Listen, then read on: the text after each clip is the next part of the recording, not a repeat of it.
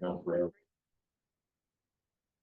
So the items, on the agenda, they each will have a public hearing during which anybody's welcome to come up and ask a question or speak, express your opinions on it. If you do, please sign in with your name, address, and which item, so that I can help capture that in the minutes. Anybody have any questions before we get started?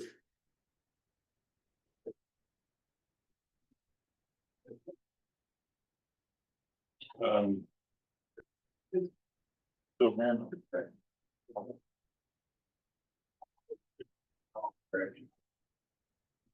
Or no? Yeah. Give me just a second here, Tom. My stuff.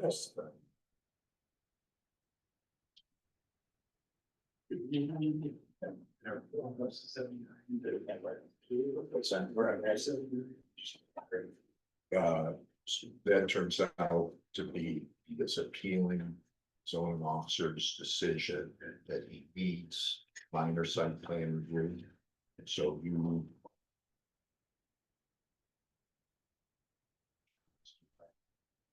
He needs the minor site plan or not. We'll we'll bring that up in something. Right. And so I'm gonna suggest that, while corporation counsel's outside, that we go to number 2. Oh, wait, I need up the agenda. Randall's. Yeah, we'll go to Randall. Good evening, everybody, and welcome to the June 23rd, 2025 meeting of the City of Cortland Zoning Hearing Board. We're going to have a couple of different adjustments to the agenda that you have. Agenda item number 2, 7 Randall Street. We're going to listen to that one first. If anybody's here to speak to that one, welcome. Come on up to the podium and let us hear from you. Well, I'm the owner, Yes. yeah, so I wanna put a 15 by 30 above ground pool in the backyard. Mm-hmm. I think I showed, I got sketches and everything, and everything will be inspected by Atlantic Inlet for electrical. Yep. Seven. Right. 7 Randall. Are you Mark? Yes, yep. I have 7. I have 2. Yeah, we've got a 7 Randall and an 8 Randall. Randall. Oh, yes. Yes. So 2 of us here. Yes, yeah. Are we gonna ask 7 Randall area variance for installation of a above ground pool on Pasalugo? Yep. It's not plausible.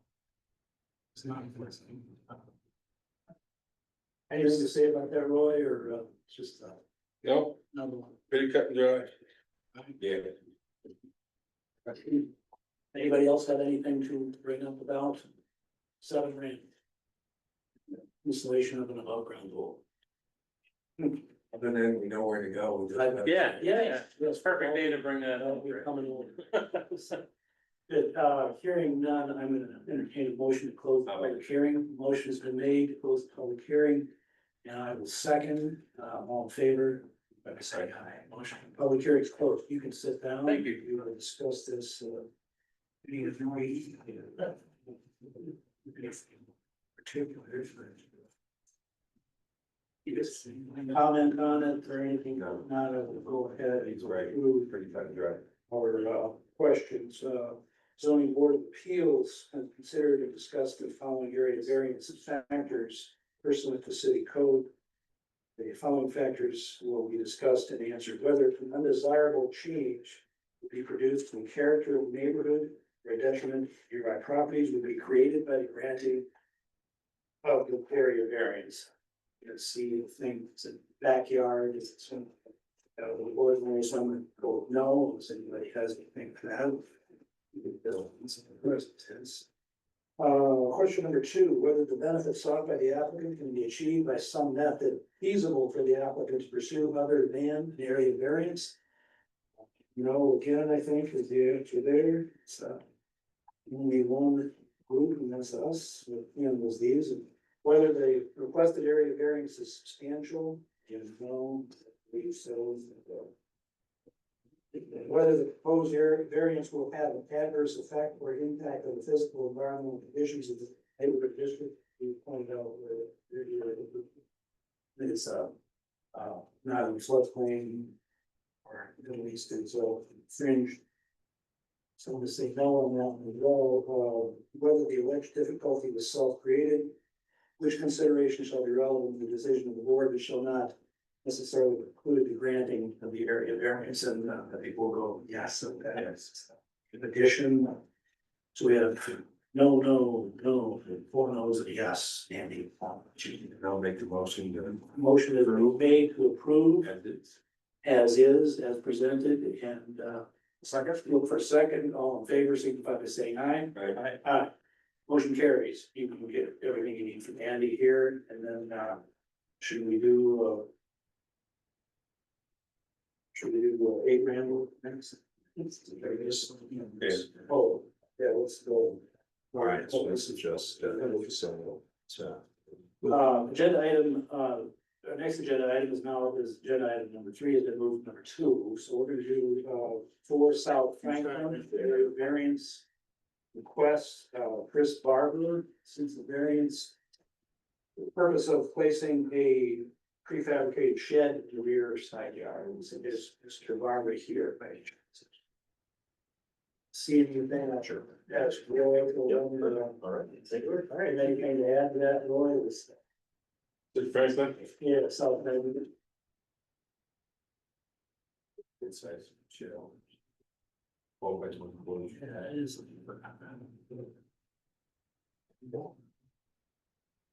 So I do not, this is just taking care of some pre-existing non-conformities, front yard setback and torque vegetation.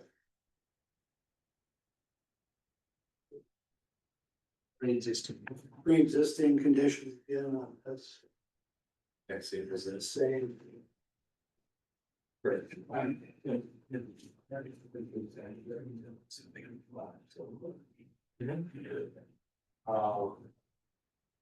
Nobody here to speak to this one. I guess I will make a motion to close the public hearing. For South Franklin, look for a second. Second's been made, and all in favor, signify by saying aye. Aye. So curious, so.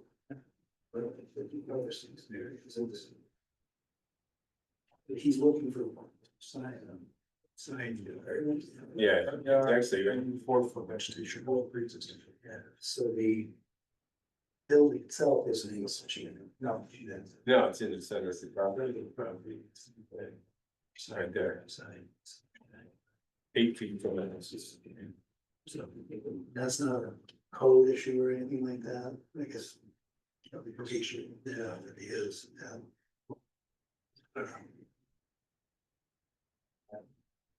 Look at the existing driveway, it's right on the property line, it's in the 4-foot vegetation strip, and it's right on the front yard too. Yeah.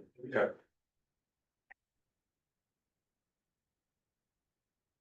Just another long line of taking care of existing non-conformities. Yeah. Yes. Over here.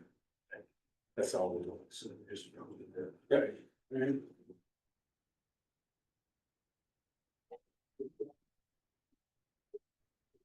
Okay, should we start with the 2, it's the side yard and front yard and setbacks? It's right here. Nice, it's right here. That's all right. You're gonna be good at this. Maybe that's what you know. There it is.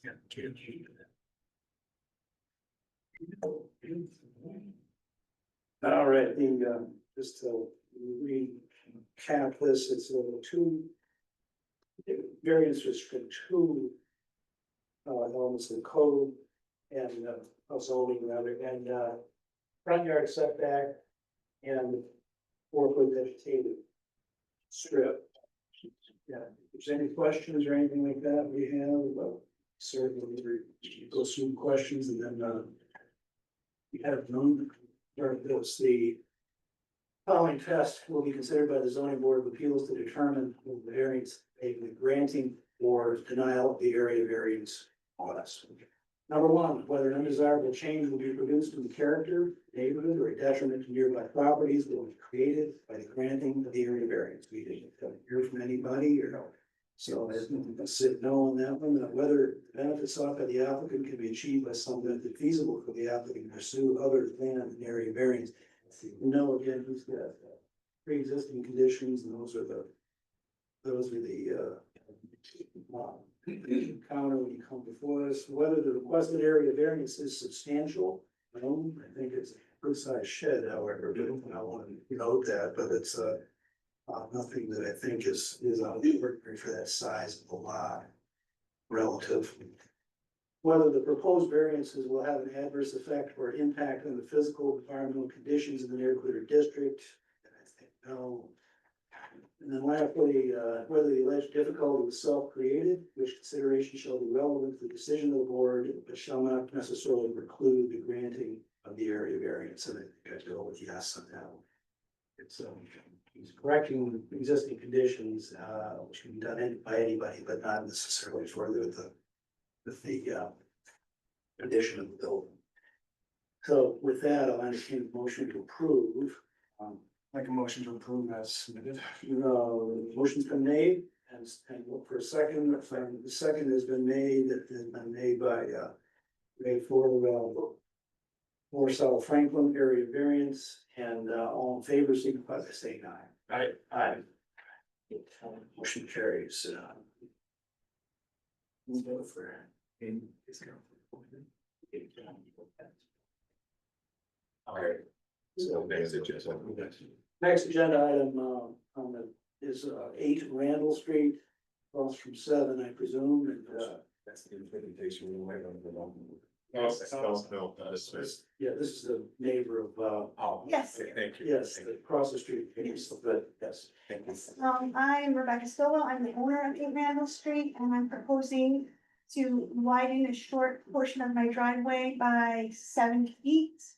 I have had estimates from First Choice.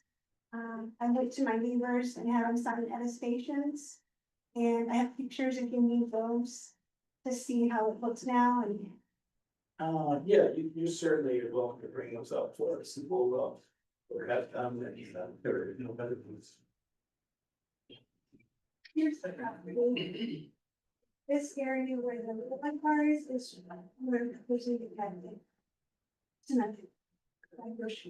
Cement, so it's not gonna be asphalt. Correct. This is like, look just like the side. Sidewalks, okay. That's what I did. Yeah. Yeah, And, yeah. also, I don't want anything else in the area that you want to look at. No, that's Actually, it's a pretty good photo. yeah, that's a good reference for us. Thank you for sharing that with the school. We'll make a note of it on what's been submitted here. Yeah, it's your requested variances, okay. And it, when I put the application in, I gave her attestations, copies of attestations from 6 neighbors, Okay. asking if they felt it would, be detrimental for the questions that you asked at the end. Yes. And they all decided about that. It would be a positive for the. Is there any, we often get these requests for accessibility issues. Is that? Not at this moment. Okay. It's more just a convenience for. And aesthetics, right? Yes. Yes. Relevant. Yeah. Cool. Good, all right. Good, we'll have you keep those, and if something, I will just keep them handy. We'll discuss how we go through it and whatever we might hear. I don't know if there's anybody else here to speak to it or anything like that. But, thanks for putting those together. I appreciate it. Doing your homework. Yes, very good. Now, so these are existing, again, So, for our part, self-front part, so. To get back there. So, Yeah, any issues you have? I don't think much to do. I just typically you guys do the only as far as 8 foot. Yeah, we've been max trying to get it. and distance. yeah, Gotta make sure it doesn't block egress and egress into the house or fire department. yeah. Yeah, that's an important consideration. We've had that come up on duplexes for, and that kind of thing. Which it does. Which it looks like you're gonna be, you just. Actually, got a it's fortunate area there. It's one of assistance. Yeah, It should, yeah, it's kind of in between the driveway and the current walkway, so it doesn't seem to me like it would, get in the way of egress. yeah. The also, probably closest to the house too, you don't wanna be coming up right up next to any structures. Okay. That's a. Yes. Oh, there you go. Yeah, this, I'm gonna show you a picture here if you wanna take a look at it. This is one of them that we. If you submitted that. And you'll have to, I mean, it's up to you, but when you are, Here's another house, so would it be? Yeah. Is the drive, my property, let's see, this here. Right, so what I'm saying is, with the limited area that you have there, and we see this a lot in, where it's.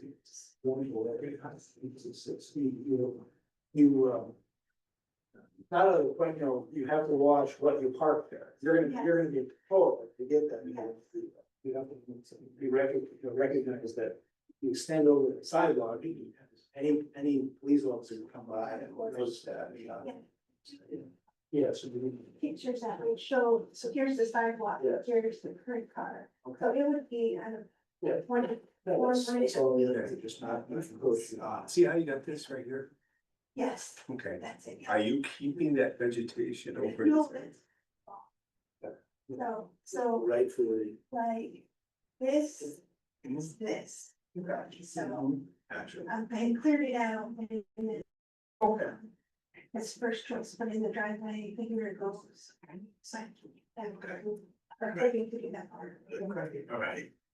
All right, actually, it was confusing, that's why. Yes, I like the yes. idea of like, opposed to asphalt, because it defines different, so. The new owner can be taken out or something.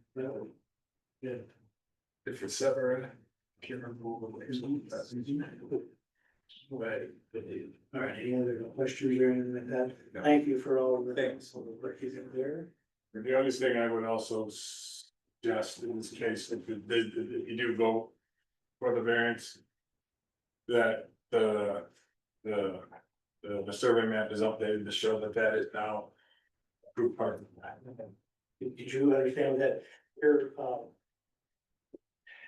it's something that I think you could edit your existing survey map, Okay, and you can do this. Which means our surveyor, but. Yeah, okay, so. You might be able to get a surveyor just to write on their edit, and he's edited that you've now added that. okay, Then he'll put a little stamp on it, he'll probably charge you $25 or whatever, but you wanna make it an official document so that when the next person comes in, they know.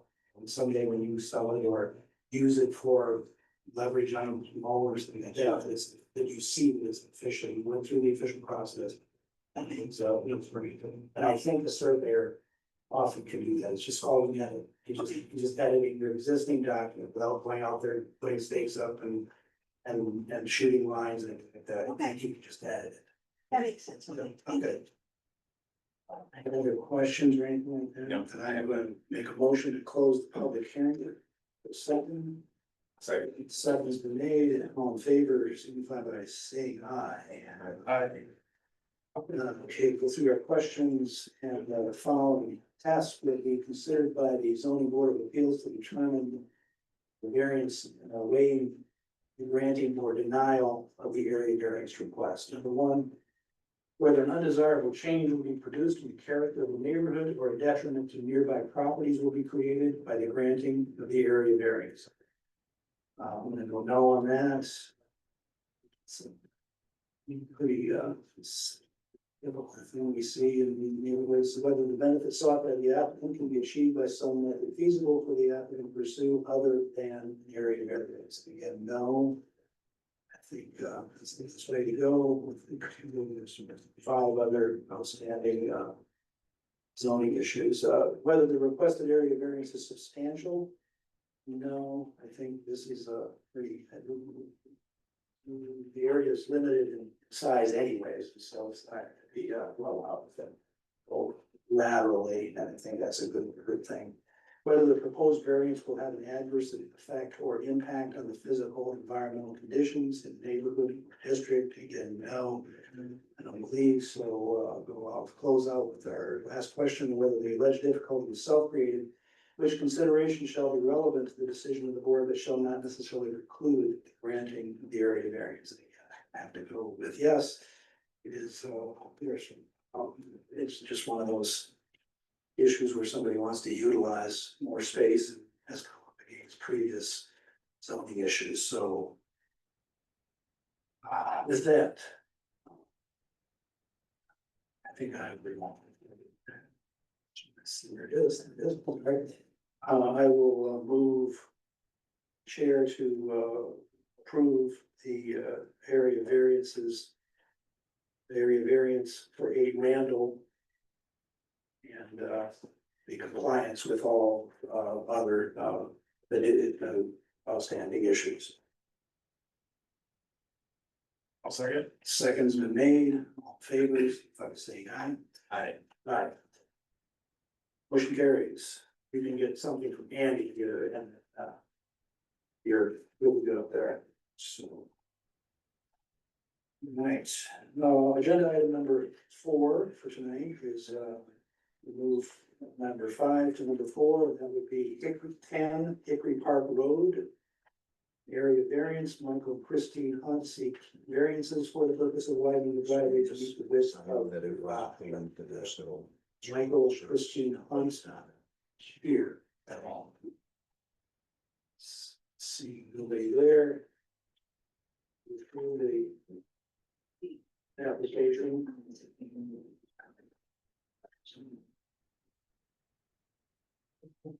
I didn't see anything other than it's just the. No, there's nobody here for that. Is there anybody to speak? Anybody who wants to lend any comment to it? Who will? So it's really cut and dry. Yeah. So they just wanted to enlarge the driveway as single family home. Yep. But for the sake of consistency, single family homes, no different than 2-family or 3-family. So they're gonna, based on the measurements of the driveway. It's gonna theoretically. Exceed, more than 6 potential vehicles. They're only allowed 3. It's gonna be moved into the front yard. 384, and whether you're a single family or not, you're not supposed to be able to. Stack your vehicles, Yes. so. There's ZBA variances for those two.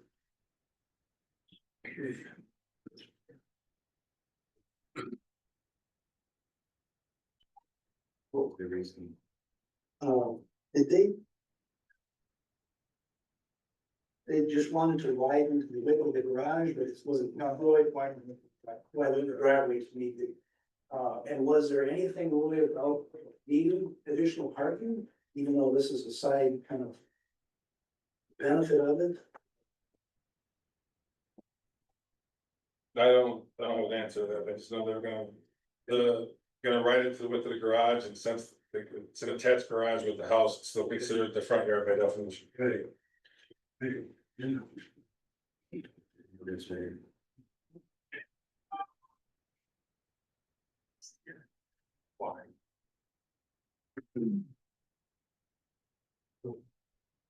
But you can get cars side by side on them. Yeah.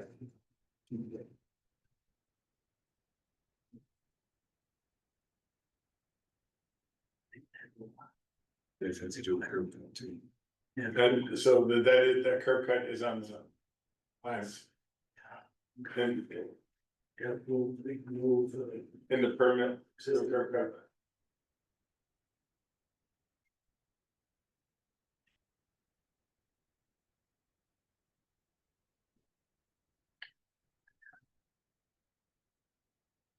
I don't see an issue with it, but I would. Since there's potential there for 6 vehicles, I would limit that. Since it is the R1 district. yeah, and I wondered, cause it's, I do like it though, as it kind of limits the stacking. Yeah. We usually go side by side. yeah, even if they're the three are up there. Oh, you have to also be careful, because the house next door has the same width driveway as the one. Yeah. Yeah. I see that. So we might get done that, I don't know. Okay. Just. But if you look at the survey, you have to step on, we have a little short as a garage. And across the street, same thing. Right. Yeah, see. It's- They're all the. Yeah. I think, I don't know. They're cool. you see the lighting of it. But I agree with Roy, Yeah. condition of the limiting of the vehicles. Okay, I'm gonna move to close the public hearing. 10 April Park Road.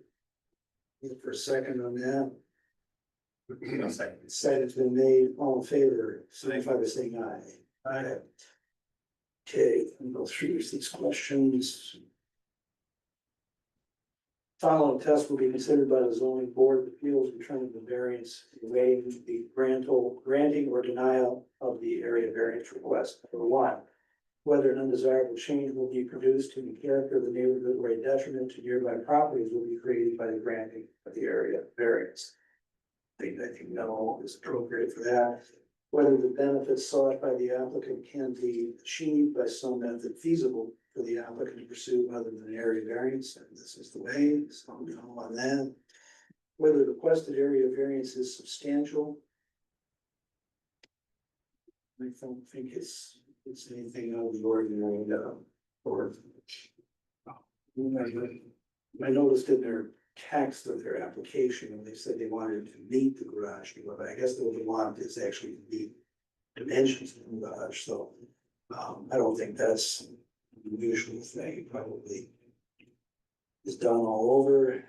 Whether the proposed variance will have an adverse effect or impact on physical environmental conditions in the neighborhood district, now it's a residential district.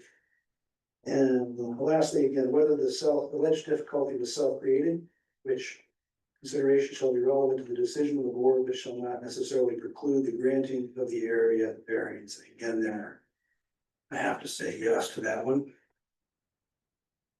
It's navigable as is, and it certainly won't be too much to ask for that, so I'll entertain a motion. And Hickory Park Road. Motion's been made. Like where is it? We're gonna move with the stipulation that they don't they limit the number of cars. Is that what you were? So on the exterior of the building, really can't do anything about the 2 car Inside, inside, but the exterior. They should limit. and limit to no more than 6. I would say 4. Oh, I have 6 total, 4, yeah, 4. So the motion will read, adopted to approve the area variance with the condition that. That no more than 4 vehicles will be allowed parked. On the exterior. On the exterior of the house. Left, the exterior. The exterior of the home. For long term, we get people over there, you know what I'm saying? You are 2 inside, Oh, okay. 4 to 6, that's what I was confused on 2. Have 2 on the inside, right, 2, 4 on the exterior. It's the next one.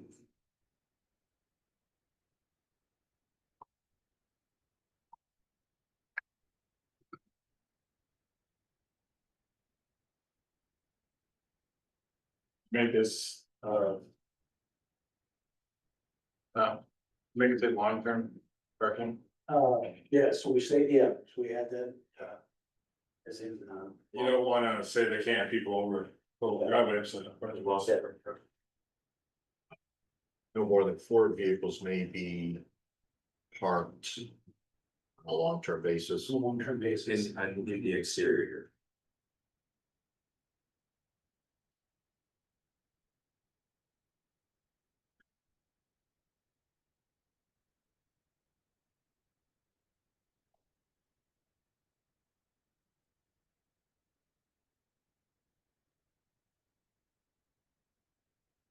Over again, or the, Yeah, no, motion approved with condition that no more than 4 vehicles may be parked on a long-term basis. On the exterior, parentheses, not inclusive of inside the garage. that motion's been made, I'll second. All in favor, saying aye. Aye. Motion approved for 10 Hickory Park Road, So I found you made the motion and Ray, you have seconded. Ray. No, I make the motion. I seconded. Okay. Yeah, we can, yeah, we can go to the, yeah, we're still. Our agenda item number 6, but tonight's number 5 is 2628 Elm Street. All Stewart seeks a variance for construction of a new 36 by 12 parking area, Greenbush Street side of corner lot, relocation of the fence. Is, Mr. Stewart, there you are.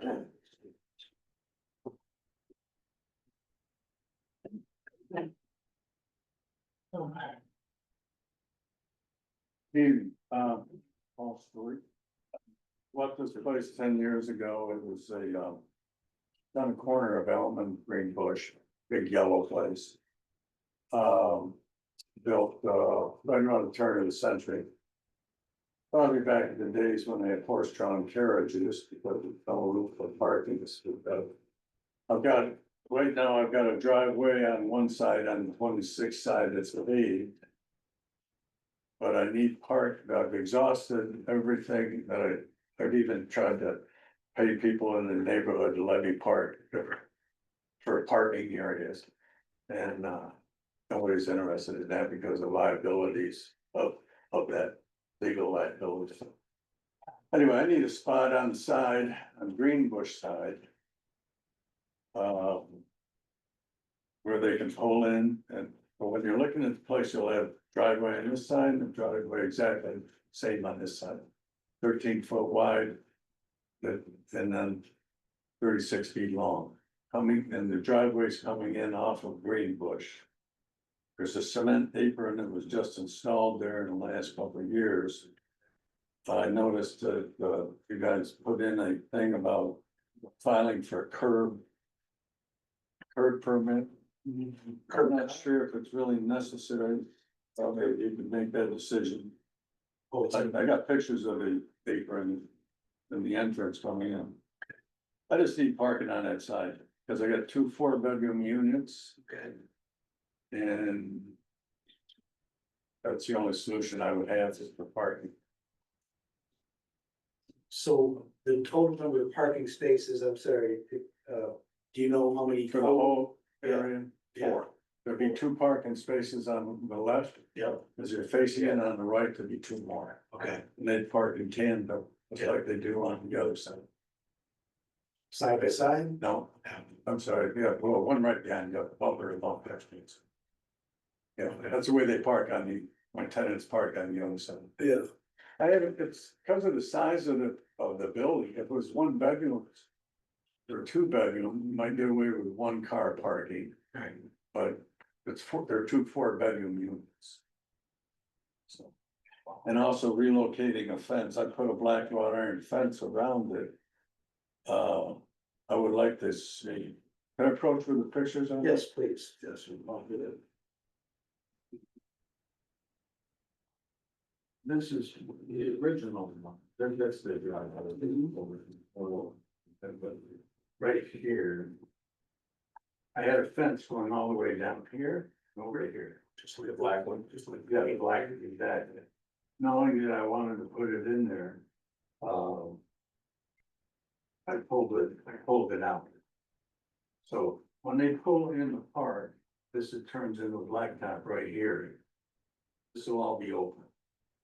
Unless code or city wants me to, I can bring the fence back out.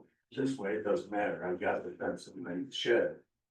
But I wanted to leave it open. So when they pull in, they can just get out of the car and just walk around and get walking in the park.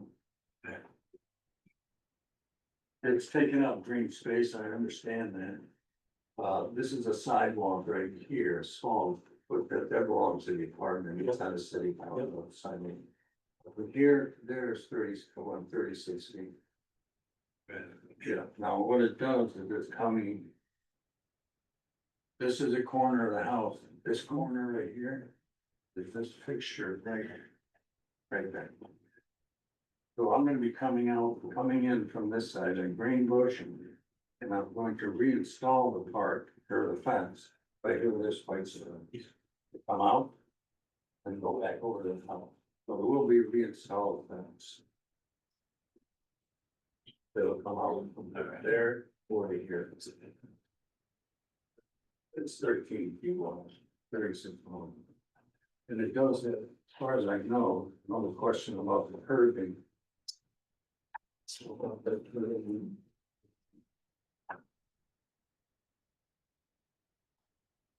But anyway, the curve is, this is the entrance coming in, this is very wide. It's actually, there's a house right here. So they said, well, these people can park in them. They did, my people plenty of, people sway me in front. Just the address. I have a question, is there an easement on that driveway? I was asked. Yeah, yes, there is, okay. Your address is Elm Street and I was. Yeah, according to when I bought it, I own the whole thing, but I had to give it right away to the building back. So I asked an attorney about it. And he said, yeah, you can change it, but it's about $10,000 or $15,000, and that means you own that whole driveway and the people out back, that they're owners of that, I wouldn't have anywhere to park either. The easement's attached to paper. What about any barriers or separation from the vehicles coming into this house? Winter time, we talked about possible fender benders with your neighbor's vehicles. I don't believe so, sir. So it's very wide apron. As far as like plowing, as far as like plowing, you enjoy it. But I don't think it'd be a problem, but Where would you burn snow? Is this? Where would you, like the idea is you're saying is that plow? That's like, I do the snow removal, I don't plow. I just blow snow, I've got like apartments all over town. so my question is, your vehicles, is this a vehicle on your property? Yeah, that's my truck. I pulled it in or how I come up with 36 feet is I measured the length of my truck, which is a Ford Ranger. It's not the biggest truck. So I figured 18 feet per vehicle. This is the fence that I pulled out. This is the way it used to look. Now it's gonna be open there. Okay, so based on that. With this picture right here. You're showing us out the driveway. Yes, Where does your vehicle stand? From here, the way it is parked right now. Is any of it in the neighbor's driveway? no, not at all. This is a neighbor's vehicle right here. It's parked there now. That they got the right of way. They can park there. You understand my concern, right? Sure, So absolutely. that's all I'm looking at. Yeah, it's a safety feature. Yeah, cause you might have little kids Right. playing in their driveway and then somebody pulls out. Well, yeah, I guess so. Those are the things I think about when I do this stuff as well. I don't know what else I could do. I can't buy a lot around there, so. I know if I could, I would. There's a big mill across the street, but I think that somebody's already planted. That'd be a perfect bargain for me. Yeah. Well, thanks for answering my curious. Sure. I think it'd be very safe, I mean, in the safety business. I don't think it'd be a problem. It's a lot of my, well. it's temporary, I've got an Airbnb on one side, but that side is for parking for Airbnb people. And that's access off of, No, that's the other side. well, that's the other side. Yeah, they had nothing to do with it. It's on the other side of the house. Oh, okay, so not another building. So this is kind of a pricey Airbnb and Portland's not really a big tourist area except for the university, campus and stuff. So it's very rarely used. They could be there. The same way with the other side is in the, I've got a gentleman in there from. He's rented it for 6 months. He's a college, or a coach at college. He's going to Florida August 1st. So we're probably gonna do short-term rentals, like 3 months, 6 months. These guys, are people that come from University Beach, these short-term students. Yeah,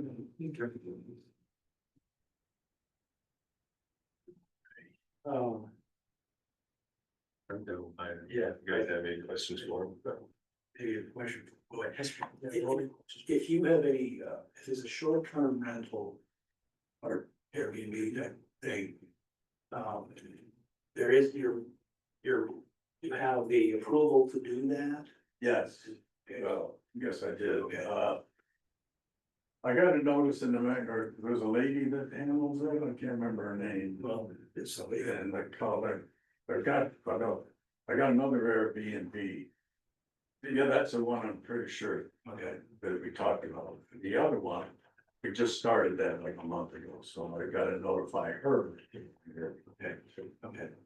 But these things are usually, weekly, not on weekend. yes, Yeah. they're usually, I think holidays. 4 days is the longest we've had any, and there's always a weekend. But I did notice on, I got a picture of it somewhere. There's my phone. I'll leave it over there.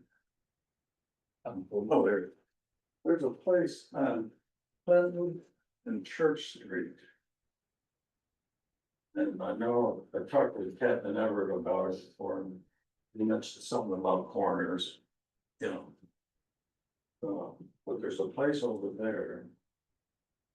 That has, kind of the same thing. Just what is it? Around the corner, right across from the church, the abandoned church there, right across the street, that's Clinton. And Church Street, and they've got the blacktop from the house out to the sidewalk also. Yeah. For parking. Yeah, I mean, we see examples like that, and it's not to say that that's conforming either. And so we, whether you come before us, I don't know if I don't know the address or anything like that, but we would prefer to deal just with your situation and whether there's alternatives. It looks like you've shown us that you have, limitations in terms of where you could do some parking. But let me just tell you, you might have heard or overheard one of the other comments we're talking about is avoiding the stacking of vehicles. And you're kind of making this parking area. You're designing it such that it would have to have that as a situation, whereas I know that's what you do now, but we'd be approving something that then. Goes against one of our existing codes. But the other side of the same thing. Yeah, we see it a lot. It's whether it comes before this group of people, this official board, and when we say yes, then we've kind of said, then we've gone another step in saying that we're zoning. And we're not really, forcing our law, which is enforced. Well, I understand. Yeah, I understand. So there's no way you could angle them in without blocking the sidewalk? You mean like, oh, it doesn't block the sidewalk at all. I know, now there's no way to angle those two vehicles in. Oh, you As mean opposed to stacking them. like, Yeah. like, this is the Yeah, having parking like them this. as, Let me show you. You got 13 feet. No, just not bring it. So you can't really do it, but. It was just a question. Yeah. Yeah. It's, we see this an awful lot where we see something that sounds feasible, but it's just not it's something that we try to tend to. So you mean like, you got 13 feet from the wall to the sidewalk? Yeah. And but you'd have to put another, you'd have to take almost, to do that, you'd have to almost Tiny car. you know. The house wasn't built for cars. No, no. It was a beautiful house, overhead, did a great job. No, it's been, we found that, but the stacking of vehicles is something I live up by the college, so I know all about stacking. I've seen 4 of them in a row. It's just that crosses the line of being interfering with traffic, by being hell, you're just up and down. I called the police and they've issued citations for people who are backing up. So that the person who's the furthest in can get out to go to the booth and pick up a cup of coffee.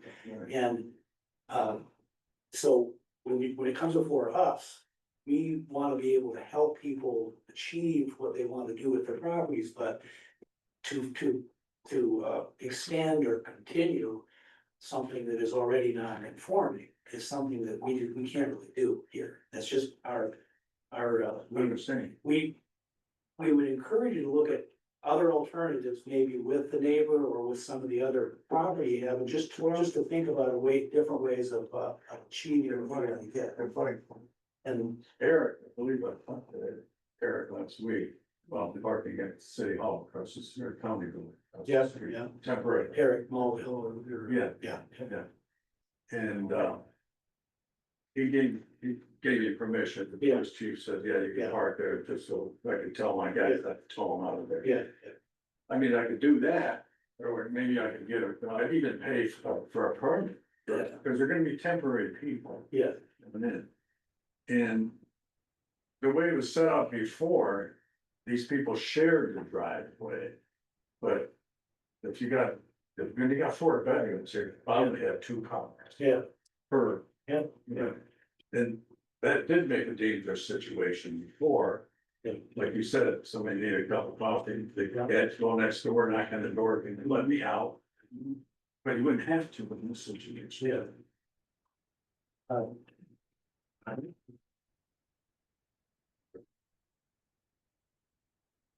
From here to here to 13 feet. That's cool. This should be said. You might actually love it right there. I don't think. Well, he owned the whole thing.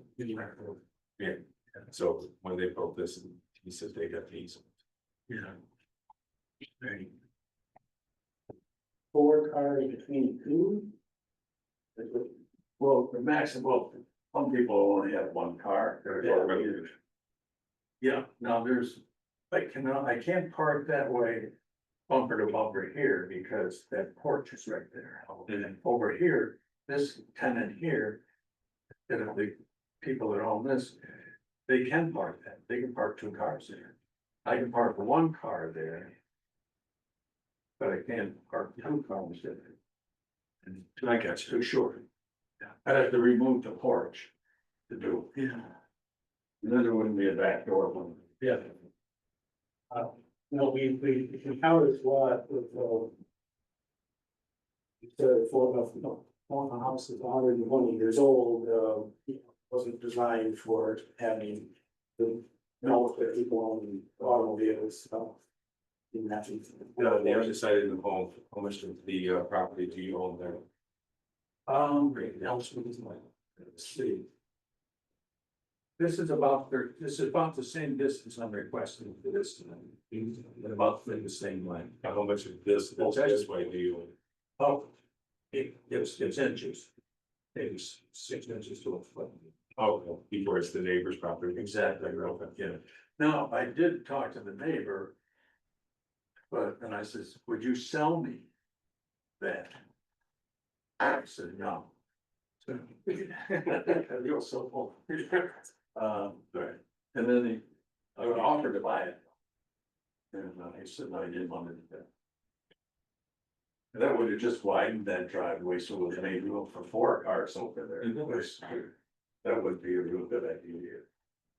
Cause you'd have to widen the driveway, apron. Yeah, and all that. So I know no other solutions.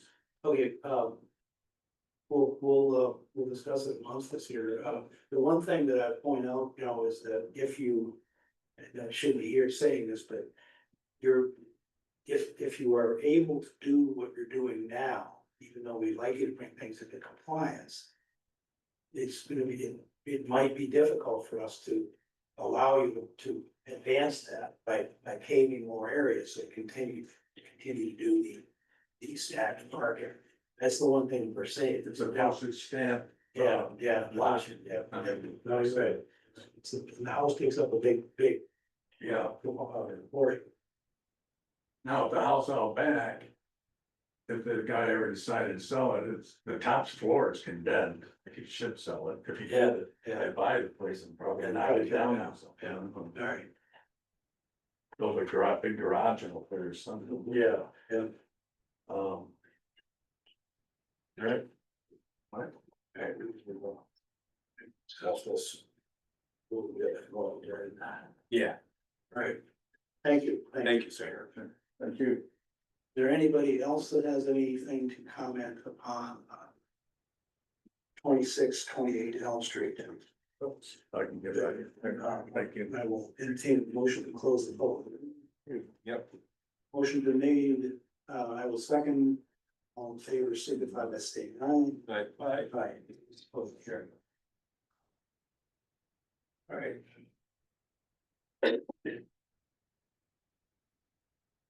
Patrick Bain.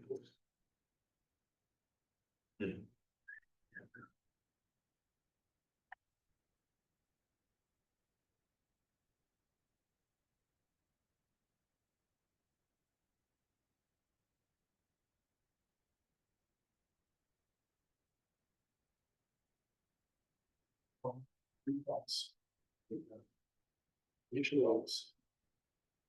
Client to not. I think what we're struggling with is trying to Speak straight out. Yeah, initially. Still on the subject of not wanting to continue stacking vehicles by allowing. Well, it's more than just that too, you know, it's. Yeah, there's that. I think that's what we're struggling with is Yeah. trying to come up with maybe something that you could do different, to help, maybe just not say like no to it, but maybe some other considerations. So it really is a challenging law. There are not really many options and certainly not a good option that's kind of been submitted now. As far as, yeah, there's a list of considerations that does not make it an appealing. Yeah. And so if I may, Yes. something to consider. It is temporary. So you might have one, you might have two. It's that, but it's on like it's like on 4-day intervals or 3-month intervals, so who knows what you're gonna have. According to Mr. Stewart, it's not gonna be consistently, or should not be consistent. Yeah. Two vehicles. And I understand that. So one of my concerns is I think that fence needs to get put back up again. To prevent people from driving on the sidewalk, Yes, and to prevent people from using it as a drive-through onto Elm Street. yes. Exactly. Part of my issue. If you were to All right, so we achieve something approve there. this. All right, Yeah, I also have like safety concerns with this whole thing, in parking driveway with a sidewalk. Yes. And that's why I have questions about the, pedestrians next door. Yeah, that does look good. Plus that's where the current thing he has up there now looks really, that wrought iron fence looks really good. yeah, That's supposed to be a 4-foot. I could understand if we were in a business district, if we were downtown, but this is not. Alright. This is good. Unfortunately, I do believe that, Mr. Stewart is strapped, and I also believe that if you look at the current conditions of the neighborhood and the pride Yeah. I would also, He does. I would also take serious, I mean, look at what Mr. Stewart has brought that property to 100% so. Actually, if you look at the other buildings on the end, or on West Street, if you look at the church, it shows that that corner lot used to go, do the same thing, kind of opposed it, and then they actually fixed it when they did. They added it back in to give that, that characteristic look of the neighborhood, so it's something they're definitely not trying to do in the neighborhood.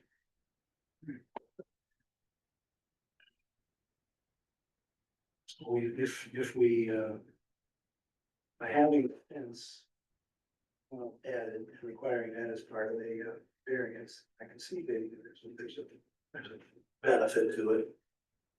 I mean, I know my questions. He's also gonna have to do something with that neighboring property to prevent the neighbors from encroaching back onto his Yeah, parking. would that be I don't know how he can do that, how can he do that, it's current condition in easement. I don't know, but he can do it, I mean, he can give enough room for that vehicle to park, but he doesn't gotta give the whole area. Yeah, then he has to come up with a line, I just don't see how he's gonna be able to do that. Yeah, and like your car's gonna get trapped in there, a neighbor car's. Could I make a suggestion? Yes, yeah, I've got wrought iron fence, I could put if the code allows it, I could put a division between their right of way, the wrought iron. I can put part of my fence in. And I can also run the fence all the way back the way I had it before. yeah. I just thought it might be easier. The only reason why I took it down, I thought it might be easier for people to get out and just walk around the yard, but. There's a point we made there, somebody might, This is person that's not gonna go. he can pull out onto a green bush or something. There's a fence there, they can't. There's an alternative, maybe for the next space. You plan on entering from Elm Street or from Greenbush? But what I'm saying is, the one gentleman mentioned that, somebody could. Just, I don't, they might wanna jump the curb or something, if they could get out of Elm Street. I'll put the fence back. All the way back to the entrance. Right. I've got it open now, just so guys can get in there and dig it out. But yeah, that's an option, I could put the fence back, But you're also talking about all that green space, all gone, right? that would be, yeah, that would be gone. It would match the other side, the other side is 40 feet. Or 42 feet from the end to this sidewalk on Elm Street. This is 36, so you're gonna give up about 4 more feet of green space. 36 feet.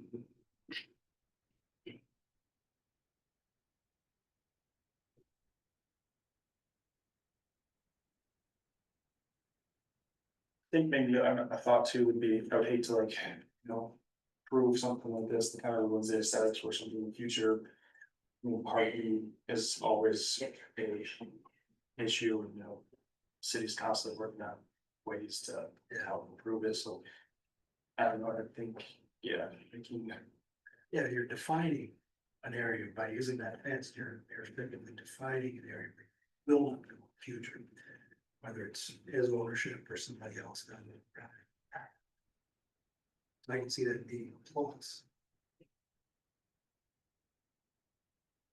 I don't know, so. Board, any questions? Yes. Two of my questions, since we closed both hearing things. Have we? Have we, Randy? Yes. Yes, okay, good.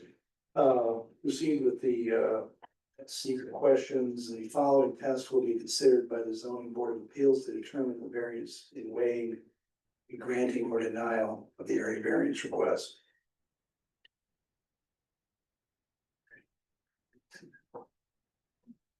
Whether an undesirable change will be produced in the character of the neighborhood or a detriment to nearby properties will be created by the granting of the area variance. I think the aesthetics and. Again, I mean, because it's Yeah, and I think it's been more of a challenge for the other, it had, and it has a complication to the neighboring properties. And it's an area that gets a fair amount of traffic at least before work starts in the morning, and afterwards, from the county office. So,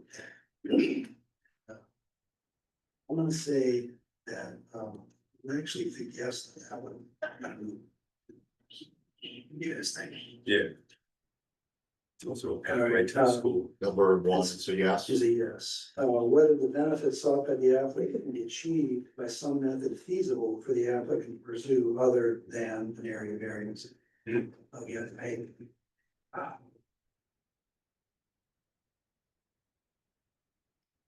Yeah. I don't think there is, Not with this property. no, it's too constrained. Whether the requested area variance is substantial.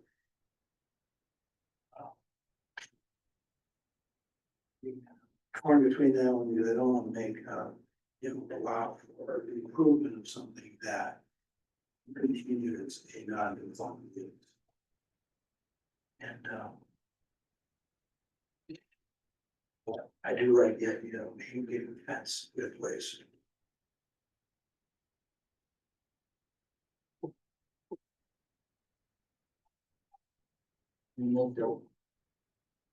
Let's know with that one, I think, considering some of that. think a lot of these, the answer are not substantial necessarily, but they do factor into traffic. They could extend beyond just the zoning. So I would say just which is substantial, it's asking for a lot of area variances that are Yes. pre-existing. That's all of them. So that means we'll yes on that. Whether the proposed variance will have an adverse effect or impact on the physical, environmental conditions in the neighborhood or district. And I say no, I say no, it's not impact, so to speak. Then will the alleged difficulty was self-created, which consideration shall be relevant to the decision of the board, but shall not necessarily preclude the granting of the area variance. Yes.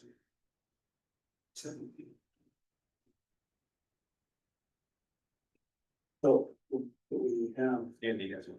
yes, Yes. No, no, no, yes. no, yes, no, yes, yes.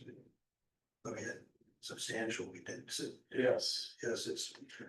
First one's yes, last one's yes, And three and is, number three. three is yes, thank you, so that's. That's still.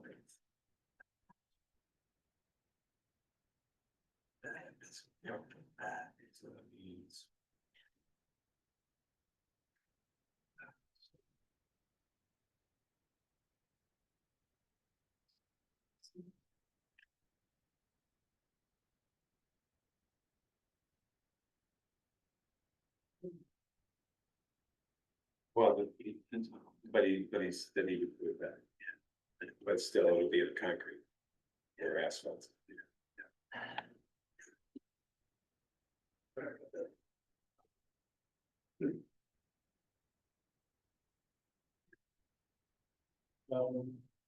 Yeah, I think, I don't know what you guys said, I'm gonna bring it to.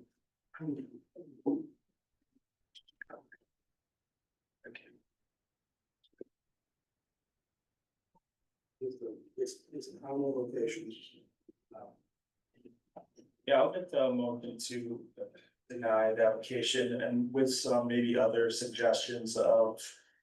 So maybe looking at some parking in the rear where your existing porches are, with the idea of maybe adding those exterior egresses somewhere else. I'm not familiar with the layout, but if it's the requirement to have those exits, looking at some architectural features to allow maybe some parking back there.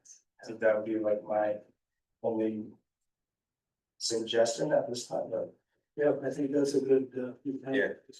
it's just a blown up location, and I think we've gotta take that into consideration. And when we go through these questions, they're done by the state. And, we oftentimes, we have to answer them in, you know, through our discussion. So I think a motion's been made to deny the request, and I'll look for a second. Second has been made. What if I offered a different solution? We could table it for you. We would be willing to table it for another date if you offered some other plans. Well, I wanna do the same.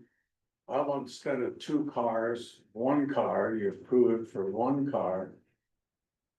The place I showed you right in front of the porch is, I do have a right of way for 1 parking there. I could separate, if they got 2 cars, they could park 1, and I need some of that grad space. Let's say 20 feet instead of 36. I tell you what, we will, we can entertain that, and I think knocking it down to 1 car and not stacking will alleviate the problem that we have about proving something and then letting you continue to do, Well, I could just make it 20 feet instead of 36 feet, or 18 feet, or whatever you guys decide. And then I can park down. Yeah, I want to see it come. yeah, if we can table this, then sketch it for us, and then we'll have something that we can actually say, yes, this is, what we do, like to do anyways, is we say move to approve as presented, and that would be as you presented. Yeah. So I know it's a little burdensome, but it helps us, I think Roy, it helps us all to With get. that, I'm still it's all the same circumstances are not, I don't like it being on that side there, so I'm more like to the back just because of all the concerns. Yeah, and With look this, I'm out, not saying. look for areas elsewhere on the lot too, I think would be. You got about a third come. Yeah, I can entertain. Right about there. Yeah, correct. That's what I'm saying, Yeah, I could entertain And it. then you would go right up. because that would take care of my Yeah. worries I about could- neighbors I and could entertain kids. like one. Yeah, so I'm gonna choose what's that. I'm gonna withdraw my second, and I will withdraw your, I'm sure we can take those. Okay. So you can, I would table it for next month. Until it gets, until you have a plan, we can take this for two months. And then, if you wanna just bring in a sketch, you kind of give an idea what what we're looking for. So, because we tabled it last time. This is the first time we saw this, right? Technically. We didn't table this, we didn't table this last time, we tabled it right now. Right, Okay, was- I maybe it was- getting confused with planning. That was my fault, I didn't know. Planning I commission. read the thing wrong, I thought, Yeah. I didn't realize I had to go. We sleeve this. Yeah, it was tabled at plan. Yeah. Yes. So, yeah, you can table it to the next meeting, otherwise. Yeah, do 30 days. July meeting. All right. You can't. So I think what we're Go beyond suggesting, six. Bill, just so you can maybe get time to get a plan together, is doing a curb cut and then just allowing for 1 car to either pull. Your thoughts on this stuff? Straight in from Greenbush. And the other thing too is. It's about, I haven't measured it, but there's plenty of room for a car to park in the right of way driveway. Where. Right, that's kind of what we're saying here. It wouldn't be in the way of the other people coming in and out of whatever you got. Sounds Yeah, like 1 car. That's where we're thinking with the, maybe about it, right here, with the length that is gonna go over, that one, that curb cut there, that way. There's none of that craziness and. Right. This. Well, it would be for 1 car to make the left turn. Right. And 1 car only, and then the other car could go straight in. Exactly. And they'd stay out of each other's way, because there's plenty of room on the right of way. Yep. Yeah, that's kind of it, yeah. And I could put the fence back up too. Yeah, it's a nice fence. Yeah, plus I could save some money in the paving. Well, we have motions. And then if you do submit like another plan, just get like a site plan You don't need with the dimensions and everything, so we can see exactly, it not take us, 20 minutes to figure out. One page you can just add it, which was added to your existing submission, and then base or review on what you submitted. Okay, what timeline are we talking about? Well, we want to see you before the July meeting. Oh, I can get it done tomorrow if you want. So I'll make a motion to table this Okay. until the next meeting. I'm gonna withdraw, Andy, the, Kyle's motion to deny, and the second, and, entertain a second for tabling made by Roy. I will. Get you guys next week. I know. Made by Ray, I will make that second, and for motions on the table to, and seconded to table 26-28 Elm Street, to July meeting, and I'll look for approvals, all in favor, signify by saying aye. Aye. Motion's tabled, so we'll be looking to see this on the agenda next. Is it the 23rd of next month? 25th. 25th, or There's one real quick question. What if I took the pay and paved the area that we just talked about? But the one going on the right of way side, if I just paved Well, it. One part. I think what we were looking at is conceptually anyways, is including with a curb cut. So if it was all, so it's a little more involved than that, because you wanna be able to hold in. The idea that we're getting at is you're avoiding having that stacking, so having the curb cut, and you probably just pull right in off the street. Yeah. Versus, and so if that, and I don't know what the process for that, for getting that approved or getting that. Well, right done. now, it's old crust runs and. Yeah, so it's not like. If I could yes. pave that too, Yeah, it's the same. it's right up to it, yeah. So everybody would have a paved part. Oh. We're gonna stick with the July meeting, if you. Okay. If you wanna work out with something with the codes department as far as, because I know you wanna get the contractors in place and stuff like that, I think, we'll certainly look to making a compromise with you on that. Okay. Very good. Thanks for your time. All right, next. Okay, next agenda item, sorry for the, time there, the agenda item number 7 is now number 6, and that would be 152 Clinton Ave. That's the owners of Dunkin' Donuts, CNY Food Services. There's the purpose of replacing pylon facade signage, lighting, and adding a drive-through canopy. Hello.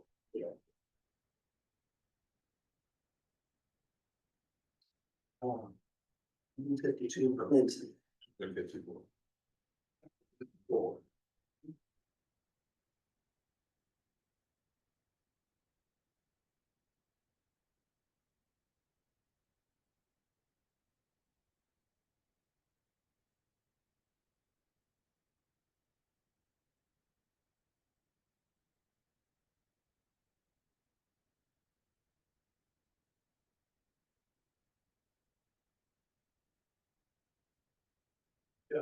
You're here to present for this, application? Yes, good, go ahead. Tell us who you are and, Tom Santeri with CNY Food Service Food Group, Services. with the Dunkin' franchisee. Good.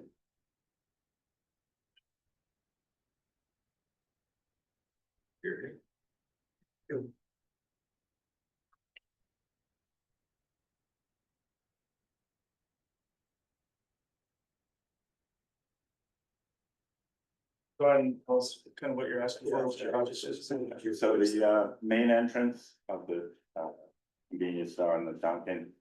To the left of that, there's a Dunkin' Donut sign and a manual reader board illuminated, both internally illuminated. But we'd like, because it's rebranded, it's just called Dunkin' now, it's not Dunkin' Donuts, so whenever we have to upgrade them to that. Yes. Verbiage. So we remove those 2 signs on the front and just put Dunkin'. So, Okay. and then the Clinton, well, I guess it's still Clinton. Yeah. Across from Starbucks. Yeah. There's currently a Dunkin' Donut sign. Same thing, Arrows in sometime. it's still on the building, there's 3 building signs. Yeah, So remove that one and just put Dunkin'. okay. It's actually about 5 square feet less. The 2 signs compared to the 3 signs. Yep. Yeah. All right. So also added a canopy to the rear of the building, also added enlarged their drive-through menu. Okay. The track is still the same, when cars come in and go out Yeah, the same. yeah, I could hit each component and I All will traffic, okay. show it to you already. Since they enlarged that existing non-conforming property. They need area, they need two area variances. That's the sign just for the drive-through flow, right? So what I just was explaining with the two buildings, there's 3 building signs. 2 say Dunkin' Donuts, and then there's a reader board underneath one of them. Yeah. Okay. They pull 3 signs off. Replace it with 2 signs, one in the main entrance and one on the side, and it just says Dunkin'. Yeah. So, Good. so that would be the building portion. Yep. And then, So unrelated to Mr. Sin. Tori's work, the. Building, the property in question. Has, existing nonconformity of maximum front yard, 2 pole signs. Yeah. And 2 pole signs that are within 172 feet of each other, and the maximum is 300 feet. Okay. So if you were to grant a variance for that, however, if you guys remember when we met with MRB, Yes, yeah. Yeah, they were. what MRB said about pole signs. Yeah, we also just kind of did something similar with the gas station. So, really.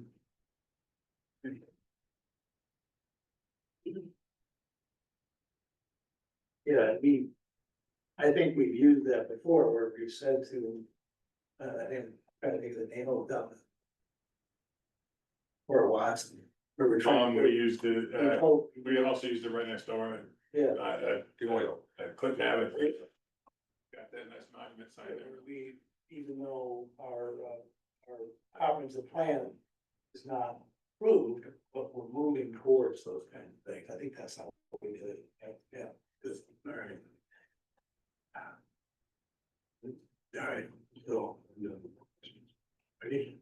So my recommendation is, as a zoning officer, would be to do what we've done similarly to other places and give them a certain amount of time to. Remove those pole signs and replace them with a monument sign. Yeah. Mine, sign, that's the other. so is that the it has multiple signs on it. I think that's what he's referring to, yeah, it's the same, Your next door. your next door neighbor and mobile gas station too, or something like that. No, it's an oil change. Oil change, I'm sorry. The oil change. Yeah. So the Starbucks across the street has a pylon sign. Yeah. And I haven't had a touch on the property, when I do, this will change. Yeah, So pylons are no longer allowed as of right now. it's what we were looking, we've hired a consultant to develop a comprehensive plan for Gorham. It's been 40+ years, I wanna say. And we're getting concepts from them about trending away from pole signs, trending away from some of the traditional signs that, and make, and in their, you know, we have to credit them with the clients that they've had before, trying to improve that entrance to Cortland by lessening the impact of the signage. Doesn't mean the signage doesn't have to get people to where they need to go.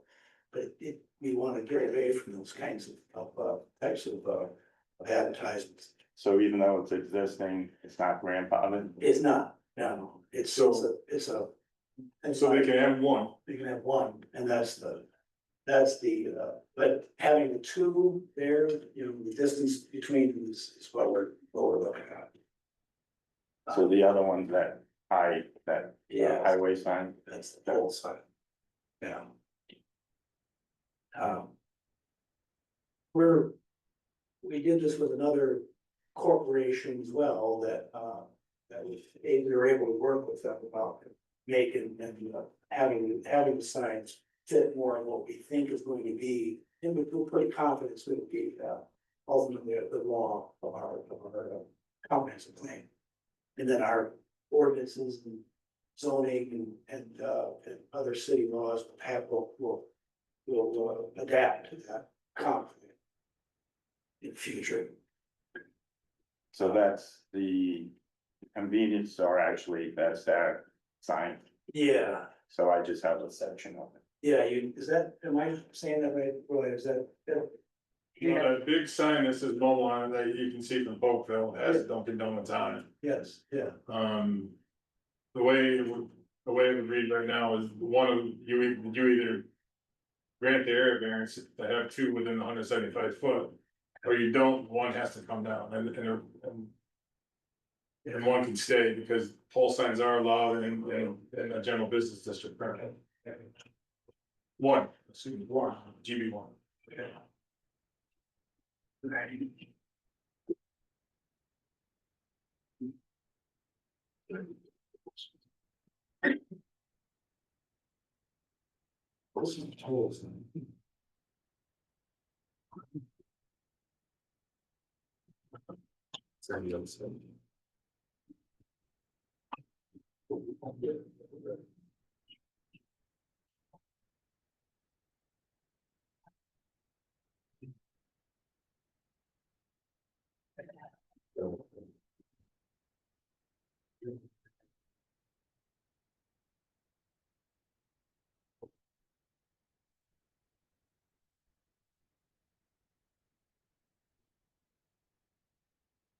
I think we can kind of stay in line with all the other businesses that we've done. With our. You know.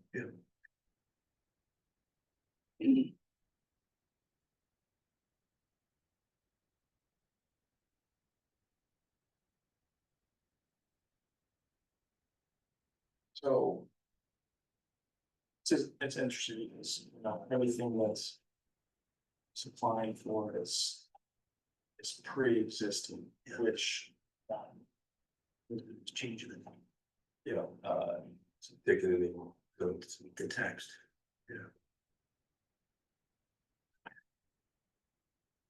no, I think there's it's a time frame where that's. That's. And that.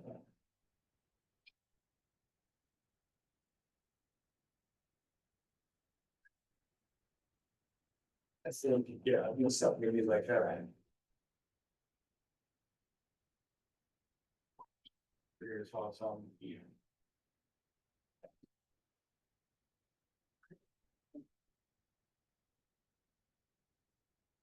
I seem to think that. Duncan. And local. Can I, Yeah, yes, go ahead, let's close that. these two signs are shared, both pole signs are shared. Yes. So even if you tell Duncan they can't put their sign on the pole, the mobile sign is still gonna That's exist. all I was thinking, man. So to me, you really don't wanna create a third monument sign Yeah. that says Duncan and then still have two pole signs that say mobile. Yeah, I was trying to remember why that they're the same. I thought they were combined at one time.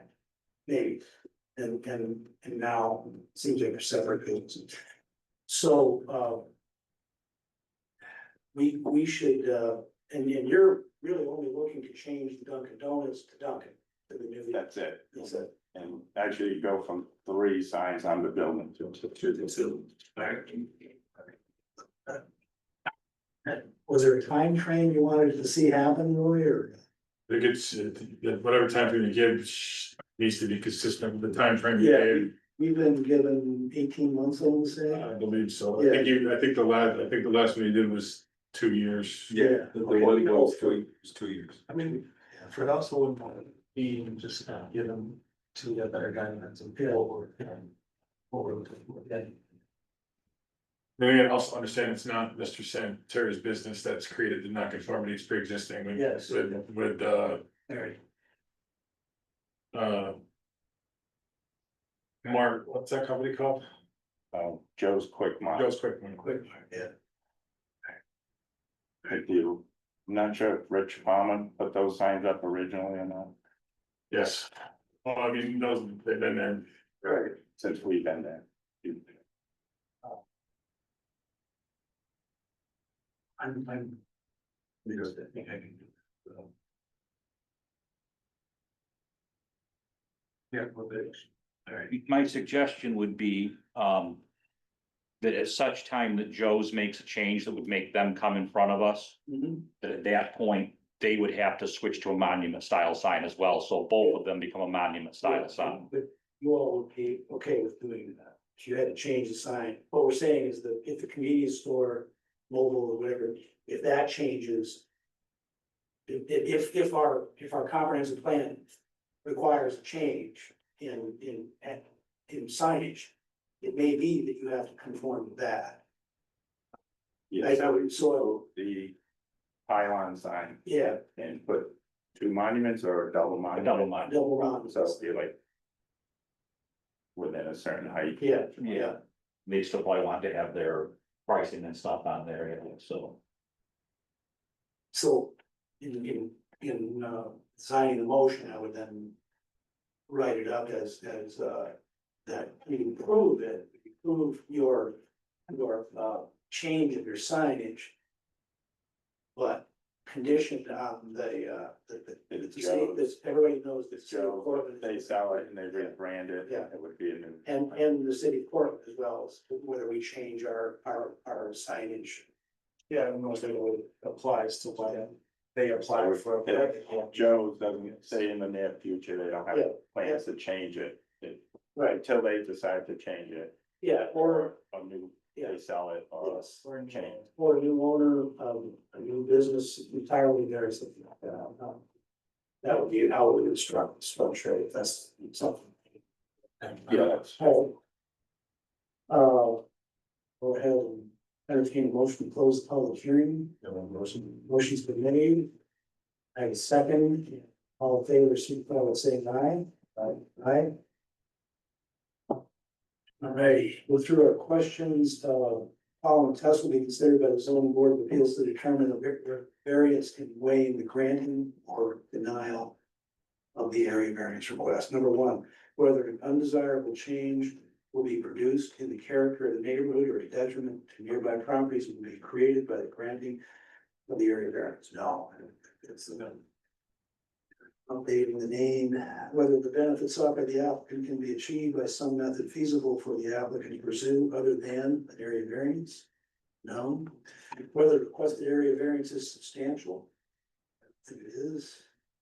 Whether the proposed variance will have an adverse effect or impact on the physical environmental conditions in the neighborhood or district, and I agree with no on that one as well.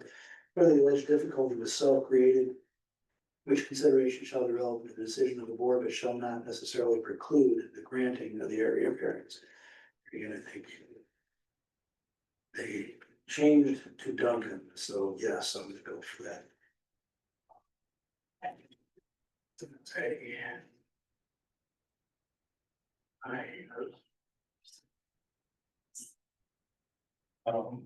We try to split the motion to approve the application with the condition that the existing hauler pole sign be brought into compliance with sign laws when or if the other business changes. The share business, changes hands or changes. Submits for Renewable. Or modifications or in an area variance will have to be applied for again as well. that's what we're combining the two of you. Certainly you can do your work and then, but if it changes, then we're gonna bring both back in and have it changed. It's kind of granting a variance, but somewhat temporary.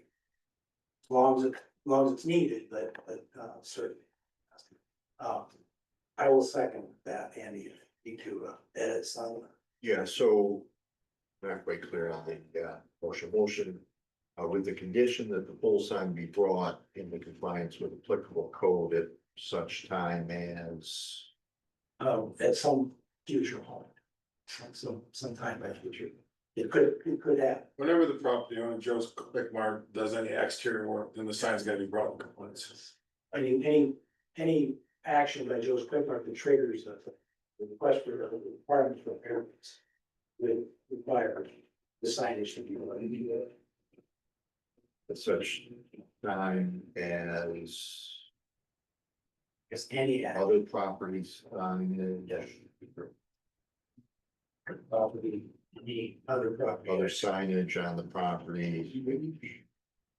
Action that requires a permit.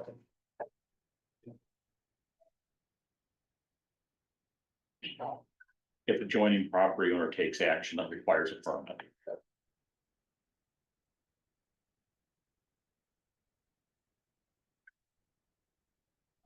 So Second, adopted to approve the area variance with the condition that the pole sign be brought into compliance with applicable code at such time as other signage on the property seeks action that requires a permit, Nothing about signage, just take out the word signage, just time as any work or any action other activity that they try. requires.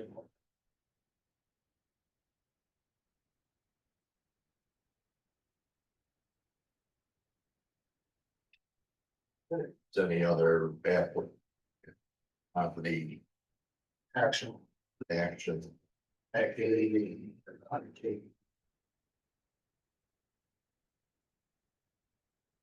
Requires a permit. Okay, Yep. Second. I second, all in favor? If I was saying aye. Aye. Aye. Motion carries. Okay. I'm sorry, so Kyle, you made the motion and Tom, you seconded. Seconded. Right.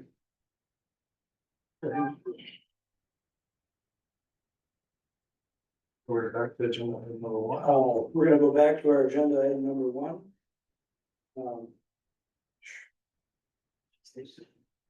Number 1 and 3. And 1 through 3, 5 and 8, Commando Avenue area variance, Vince Fragnoli. Seeks to build 3 single-family homes, approximately 900 square feet each on 3 parcels located near the corner of Bartlett Street and Commando Ave. Right.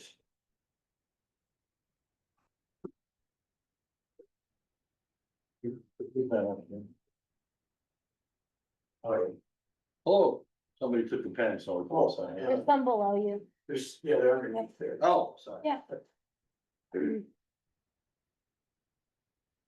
You're right with you.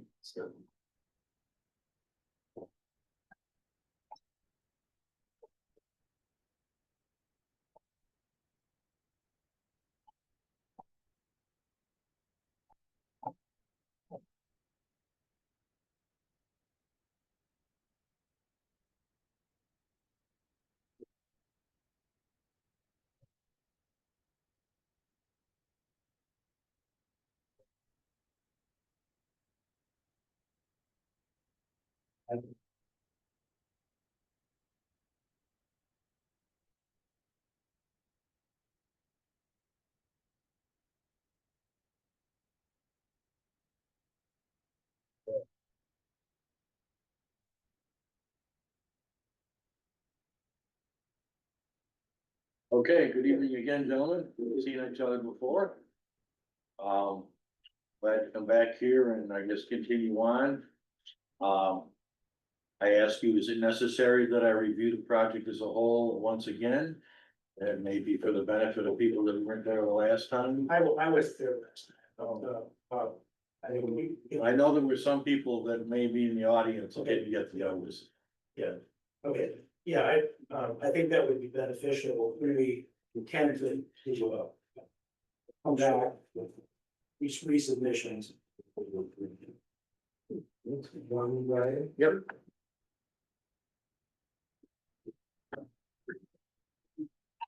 We're comfortable. Well, you know.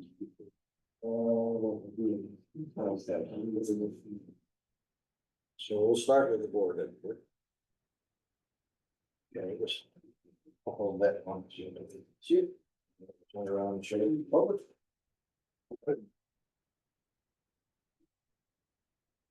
So Mr. Fragnoli has hired my firm, me, Brian Butler, to develop several parcels at the end of Bartlett and on Commando Ave. And after several plans and iterations of that, including a couple of corrections to the existing properties, we came up with this plan for 3 individual single-family homes. Each of them being approximately a footprint of 900 square feet. Some of them may actually have a second story, but the footprint is really important. They would come to zone.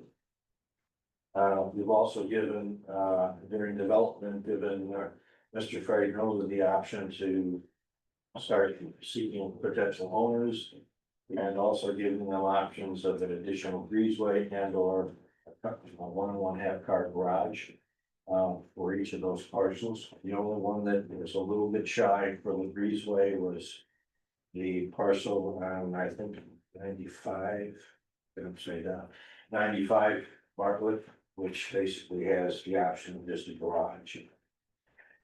I'm not sure whether you saw copies of it. I handed them around last time. I also have sort of a pictorial of what one of these concept houses would look like. I can show you that again unless you all have that. We have that. Package. Okay. Blues Commando. One of the considerations that was brought up by the last meeting and a series of the other planning meetings that we've already passed through is at some point possibly, since Commando Restaurant no longer exists, you take the front off and return it basically to a residential structure that's behind it. And he would like to continue to operate that as a residential apartment structure. That's why in anticipation of that, we put 3 parking spaces that's out there for those residents. Each of the other places has a full driveway behind the sidewalk. As you can see in all cases. What we're asking of the BZA board is that you recognize the old character of this neighborhood such that none of them conform to the current requirements for setbacks. And therefore, we felt it was reasonable and appropriate to look at what the setbacks are and limit those. So that there is consistent line of houses. Now, in the case of Bartlett Avenue, we are pushing it back further than many of the other houses that have porches. Almost come up to the sidewalk. Hold it for a second. Let's see if you would, break notes on this. To get you nowhere.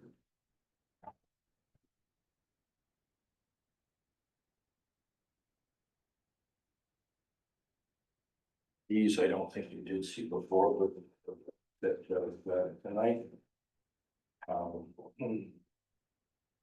These are the homes just next to Commando and Commando. You can see how close they are to the sidewalk.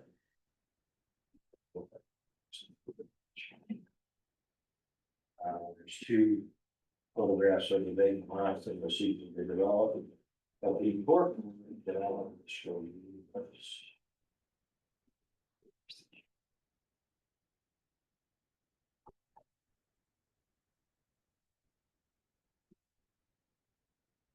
that's the other side of the same.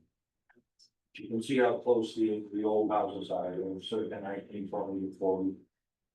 And so none of them have the setback that's consistent with modern zone. And we would like to mimic that. Good. Which would be variances from the current law, system that you put up and this is what we would figure parcel of the house, and it's got a bit of a contemporary flair to it. See what people want now, and the intention of Mr. Fred Nelly is not to have these as rental houses, but to actually have them sold once he develops. So with that, I would like to entertain any questions you have. If not, I can turn around and give the introduction again. So there's 3 Commando restaurants, this property there, in the blue. Oh, that is connected. Yes, that is, what are you seeking? Variances for that one? This is an area variance for put an official buffer in, consistent with the current code. Mr. Fagnelli also owns that building next door. So basically, we're trying to bring this parcel lines, even though it is a commercial building, that's why we can't get buffer on this side. And even though it's running, between these two lots are being separated, I included a 10-foot buffer in there as well. That buffer will likely be forested with some sort of a plant, so that basically people that here are looking at a parking. Wait, so this is a restaurant? Just housing. And you're planning on turning what your idea is to turn it to housing? Well, there's housing back here. That was said to me, Cole mentioned that, nothing enforced, but they mentioned it maybe at one time down the line, take the farm lot. Face the part of the building, you just put some residential units in there. I don't think it's really, So that phase you spoke of yet, but that one of this, exact, phase one of this is to make the lot as a whole. Since it is commercially. So make it as a whole, what's the property about the whole thing, all that there? Right now, the property is this, and that's the side lot that you see right here. And so the area variance is, you moved it. You see, or two different properties then, right? So where's that? Correct. This area is just the correct buffer area because it's still listed as a commercial facility. And even if the commercial facility was taken away, it would most likely be probably a 3 or 4 apartment, well. This is gonna be a single family house, gets cut off right here. And that, it's an odd lot, but it sweeps under the conformity of the requirements of looking at. Yeah, so my question then with this lot there is like the only variance you're saying with that one is that we have listed this front yard setback. But Correct. Side yard and 7 feet on both sides is compliant. There is also, this one spot right here would be a rear yard variance. Road was behind it. One of the things that was discussed, which meeting we were at, whether it's a planning meeting, or your BCA meeting before, is making sure that there's a fence or vegetative buffer between that and the house. There is now, but it's very, see it. Mature growth, but it's not really there. Really trying to go over it. Yes. The one thing that I desire to do is that because the corner is a little wonky there, you might see that where the driveway into the parking lot for this is, I am planning to realign the sidewalk pretty much as it was and take out this little skew here. So that basically we have a space where people coming and going can see the oncoming traffic. I've got a trim around here so that they can all.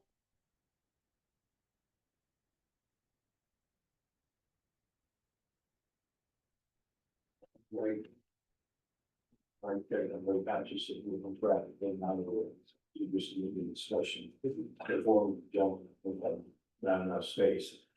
But it wasn't my project, so I was commenting on everything, so basically what we call sawtooth parking from Chief, so we're moving to, that takes about 38 feet. And you still got the sawtooth, you still gotta go forward into the custom, which really wanted was full K parking. Coming on the back. And it doesn't sound like I have to get that because the qualification doesn't show.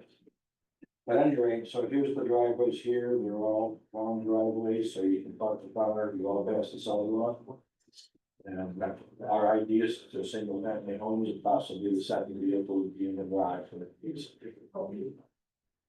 Now, Mr. Nolan is not anticipating that he's just gonna build these with the garage and breeze roll in phase 1. He's gonna try and structure it so people can affordably in. And they say, yeah, I want you to go with breeze roll in the garage in phase 1, then you go ahead and do it. This is evaluating the works now, and only not months. And we are anxious to at least get the green light to find out if we can go forward so that I can start actually designing stuff as opposed to. right, yeah, I like this. I really don't have any questions. These ones, like, it's pretty straightforward. Question. The variances that we have to grant for a restaurant rather than just front yard setback. I wanna make sure we are understanding what it is, so there's several of them that. We don't kind of have listed of what you're asking for, and I would like a better list of just that, what you're asking for, because I see side yard, I see rear, I see front, and lot coverage. So I feel like just want a good understanding of. Well, there's nothing that's going on with this unless we. Well, I think I do. Future, go ahead and take front off. I mean, you're making the property smaller, right? So, This, yeah, well, so that right there, only here, this is actually being added I think with how much the property is being added to. 10 feet on the side. of the Yeah, so that whole thing needs to be, well, I mean, making the property smaller, it's like your lot coverage, hey, is your lot coverage in compliance now? Percentage of lot coverage. Percentage of lot coverage, base. Well, this. That would be another element for that variance with the ordinance, so. Right, so that's what I'm saying, it's like, hey, your property's not getting smaller and your lot coverage is. And then so these other variances, I don't know, maybe they're already approved, but. They're not listed as what we approve, but the other three, I don't really have a problem with. Yeah. I think our application did call for these areas to be included. Are you talking about green space, you're talking about parking, it's all talking about The variances that you're seeking for. Or just that one, And just the end result, all I see here listed is front yard setback. is this, It's because if you look at a multiple residence, I mean, so multiple residence isn't allowed, it's not conforming property. But in most jurisdictions, multiple residence, it's not 60%, it's 75%. Yeah. So that's what I want to. And it's pushing 75%.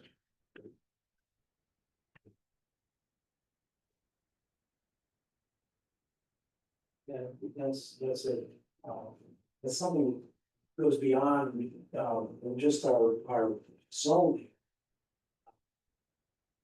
You're actually talking about something a little more, stretches into something that's different than just something that we would have per view.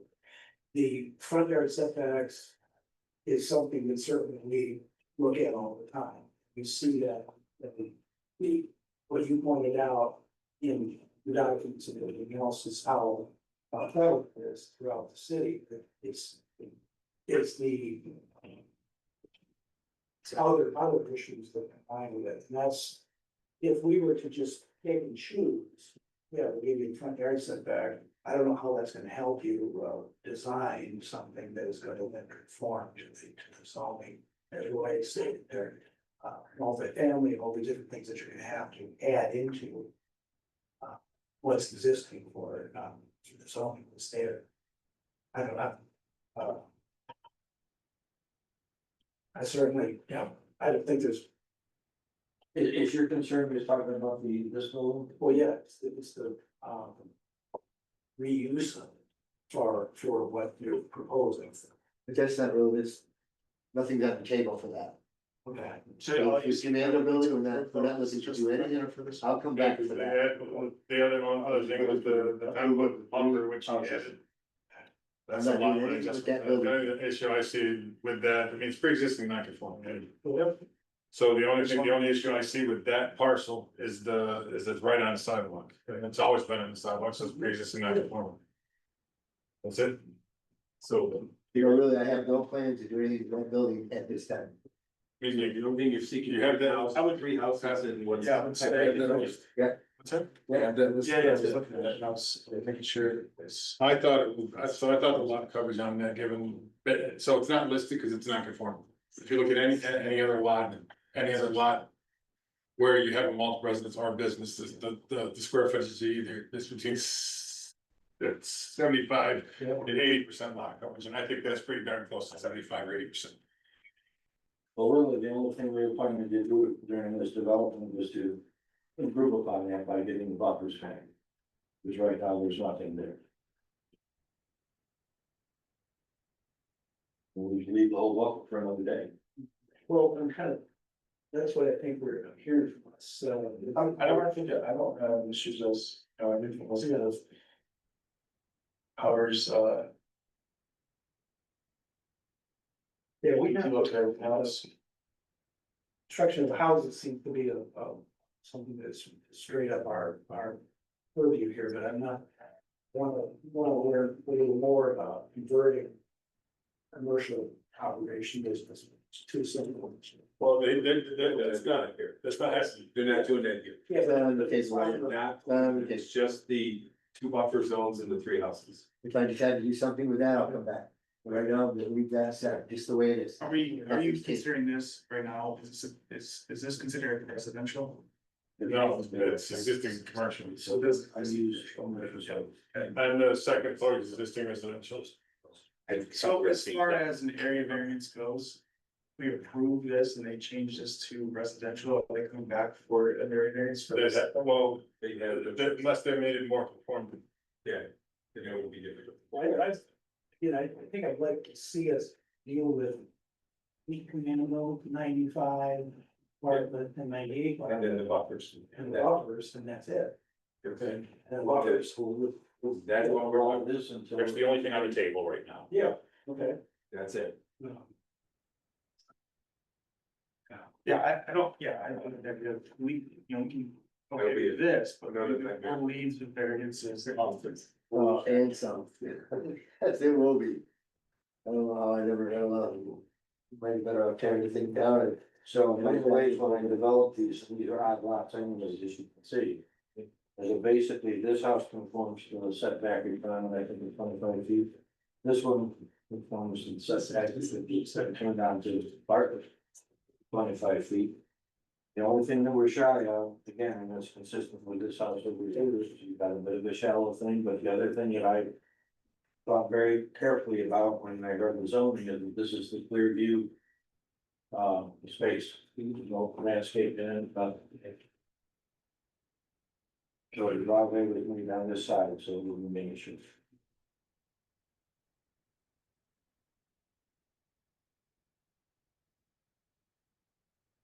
Yeah, we'll be talking to our council on this for.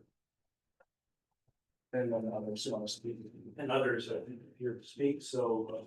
You obviously don't have to vote on that if you don't want to, but that's part of the subject. This. See, we're maybe on the more leaning towards approving your subdivision, not, that's not ours, but, maybe leaving the variances required for that. To another day, but They finally come back and tell us what they want to do with that. And right now, he says we don't have to do it. But that's not even in the agenda today. Yeah, right, so That's it. I have no problem leaving the area variances out because we don't know what you're gonna, we don't know what we're approving, kind of what's gonna be. Okay, That's, did you want me to give this Tom Fung show then to the public since they may not have all heard? Who's here? Who hasn't heard the introduction before? No idea what's going on up there. Well, come on up. Let's just sit down. They were all messing around. They were here last time, obviously, this year. So, Okay. You of all, no. So anyways, this is the site plan, you've probably seen that, if you're desiring to develop the end of Bartlett. This is Commando right now, so Bartlett comes down here, turns on the Commando and then goes back all over. Two houses on Commando, and this is the railroad track now. This is, well, that's a good, this is the railroad track out at the end of Bartlett. Yes. Okay. And this is actually technically also on Bartlett because it opens. But this one is unique to Commando. And there's enough room for everybody to be parked in, everything. Yes. Seats of the. We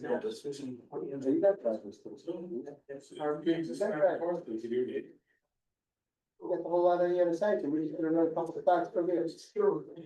Right. If he does anything else, he's got to. And these are gonna be, you're gonna sell, so you're not gonna rent. And this sounds Right.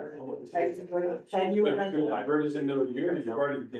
They don't sell. Use They the don't front sell. of the, you can use the front of the. Wire is real. Are you gonna build it? Down then before you build I think it was still before it's built. I would have moved forward with building. it. Even the one by the railroad track. Yeah. But I want to, You gotta accept No, that. you wanna buy my house? Yes, I will. Get a double lot of them, that gets a lot. Yeah. So if we approve. Well, as you heard me mention to the board, and that it's our idea to sell the basic house, but also give an owner the opportunity to add a breezeway and a car and a half with it. They would have to do that. Alright, so. No, if they have the funds to do it right off, then he's gonna build the whole thing. for them. That's why I asked selling Yeah. them before you built them, so that you know what we were building. And that they were already gonna be occupied. That was. So that's why I don't. That's why. They're probably gonna build them one at a time, and then the builder, whoever he selects, is gonna come right down the street and build them. Well, we don't know that yet. Are you removing all those trees? Listen, No, I mean. I don't know. What I would do when it goes. As an architect, I only like to remove as many trees as necessary to make the house work. And I see your point. But if the tree is old or it's sick, They're old. then basic, you know, if we can tell, we can even bring an arborist down. And he'll tell us whether that tree has much life left. Yeah, I just wondered if the trees was coming down, that's that. And then, Because they're right behind my. I sort of like the tree that's right here, so. No, I'm talking about the ones that come in. Yeah. The one behind the two houses. Behind the Here? two houses. Right. Yeah, we have no plan at this point in time to take those down. We're mainly focused on what is currently parking lot there. yeah, Oh, I thought the trees was coming down. now you got the. Well, I don't think we need to, I mean, Trees behind those two houses. Straightforward.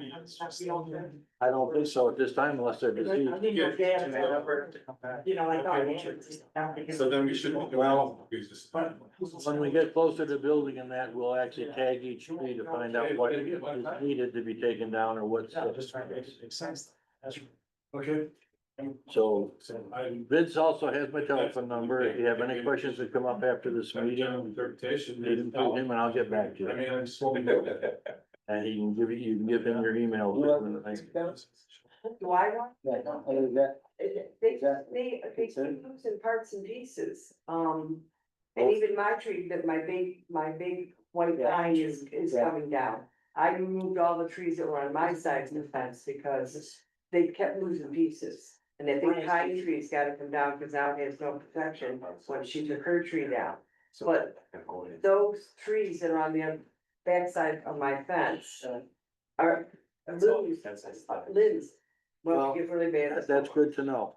So. If they're not stable any longer, then there's a very good reason to take them down. Yeah. We'll have a professional basically diagnose what those trees are. Have you all had a chance to ask him some questions? Because we're concerned about the zoning Yes. and Yeah. neighboring, issues and Yep. things like that are something certainly important, but we do wanna stick to our issues on zoning. So.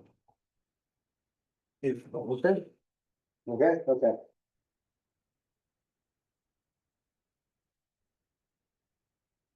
Any more questions for the following, please? we're good to go. I'm good, but. Just quickly on behalf of the city, first I want to thank Mr. Fragnoli for getting all of his properties up to date as far as the rental permits go and things like that. He's completely up to date like that.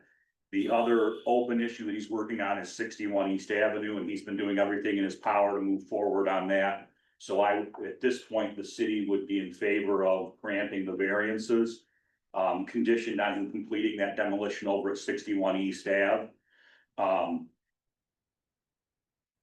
And again, I want to thank Mr. Fragnoli because as you guys know, we are a pro-housing community and this project here is helping us stay compliant with our certification for pro-housing. So, thank you again.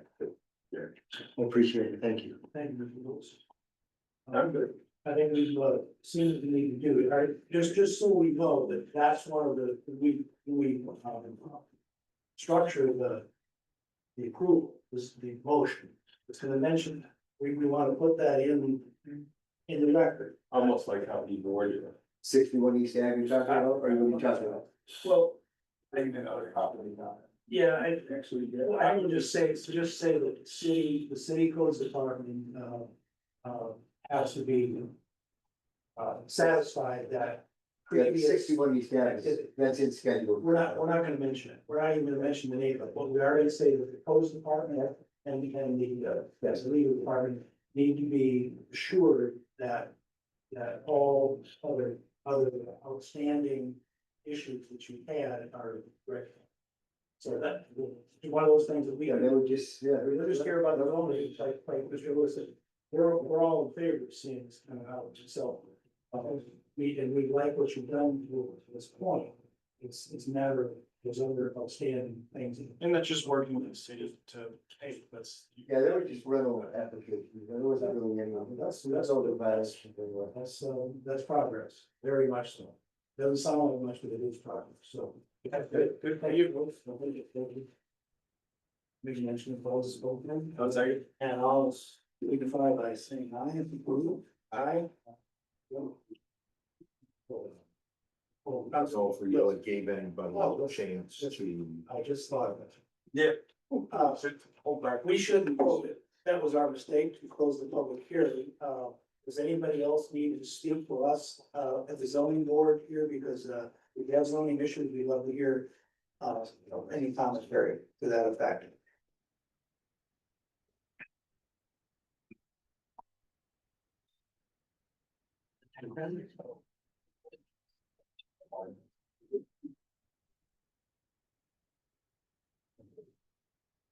It's 7:17. That's like supposed to be. think they're all leaving. No one, hearing nothing, all those in favor of closing public hearings, you can find the same. All right, that's it.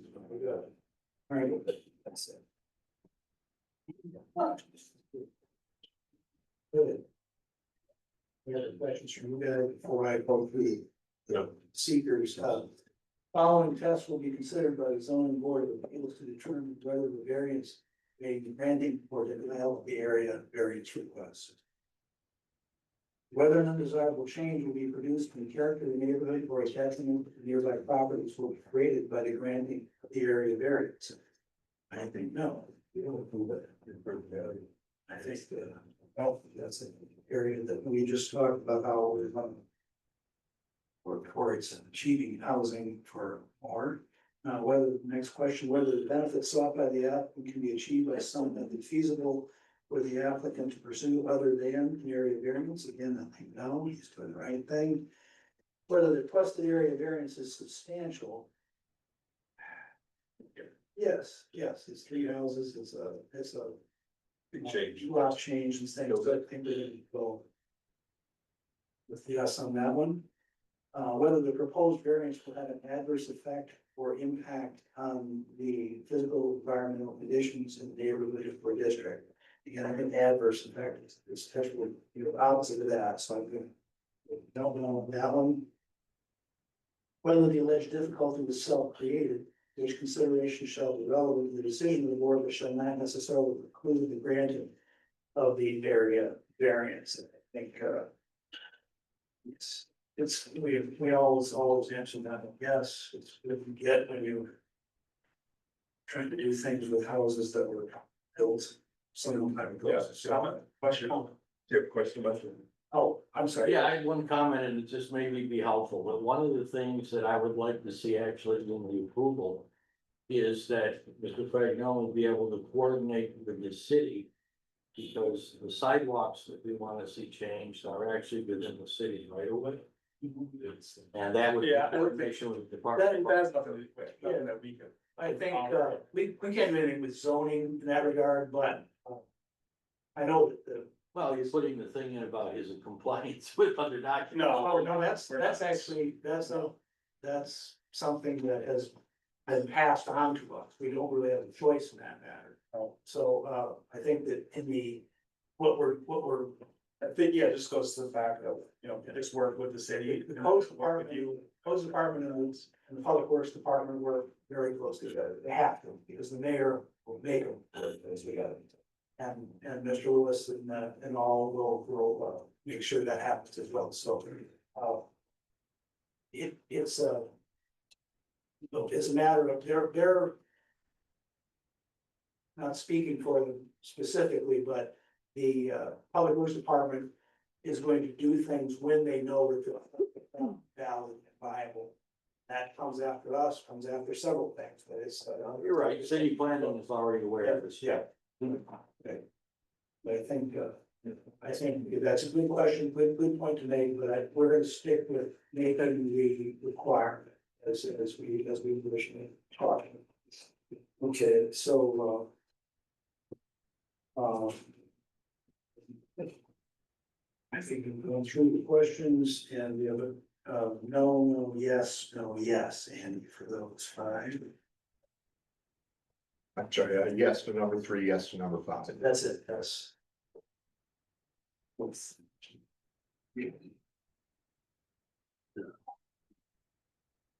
Kyle made a motion. Okay, so I've been thinking different ways.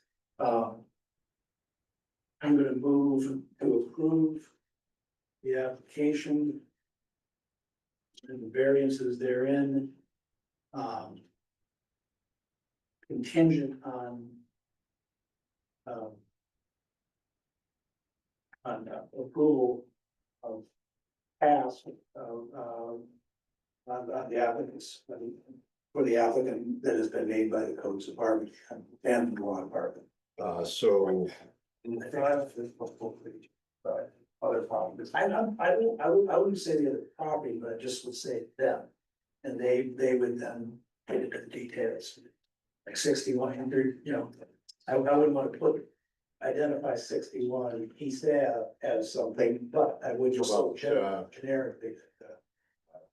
pending satisfaction, pending, the applicant is satisfied or has complied with all permits, resolved any outstanding violations, and paid on any outstanding city charges. I think that's council. That's something you can do. We weren't requiring the payment of all city charges. Yeah, we were. Yeah. Okay, so, For the. And this one. No. to approve the area variance, I'm comfortable with these copies and I'm comfortable with both others. Yes, we're only dealing with zoning issues, not if there's any other outstanding debts in the city. This is beyond the purview of the ZBA. Yes, that's what we do, so. So tear down on structure. I don't see why we can't give the address, but. Yeah, but there's no reason you can't. Yeah, there's no reason why we can't. So let's just add the address in there. Keep to the zoning part, because he's doing them anyways. This is.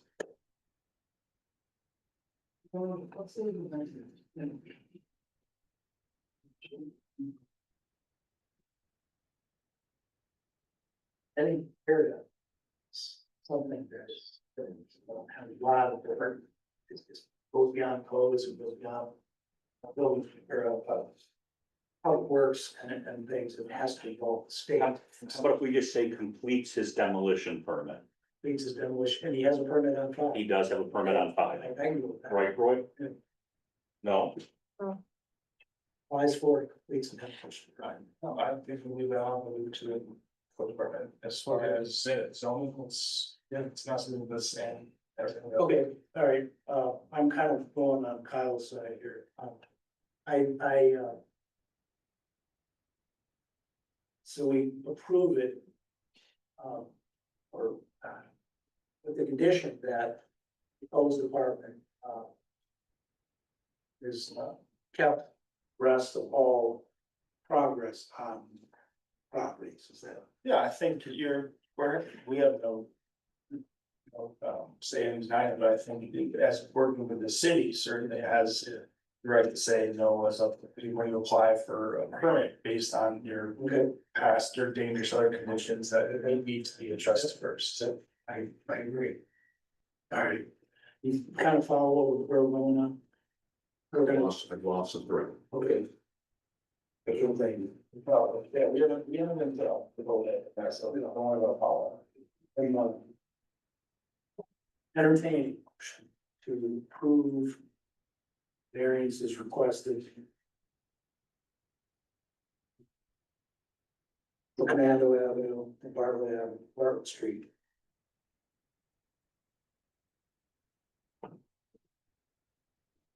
with the condition that the applicant continue to work closely with codes department on not only these properties, but any others under the oversight of the city codes club. Is that? Yeah. That should be applied to everybody, but that's time. Continue to work with the code enforcement officer. Codes for, yeah, codes officer and on all All of the applicants.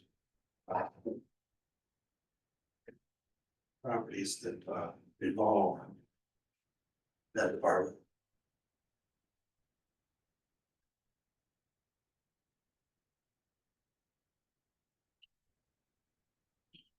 I'll second. Second's been made, all in favor, signify by stating aye. Aye. Aye. Not the way I wanted to do it, but.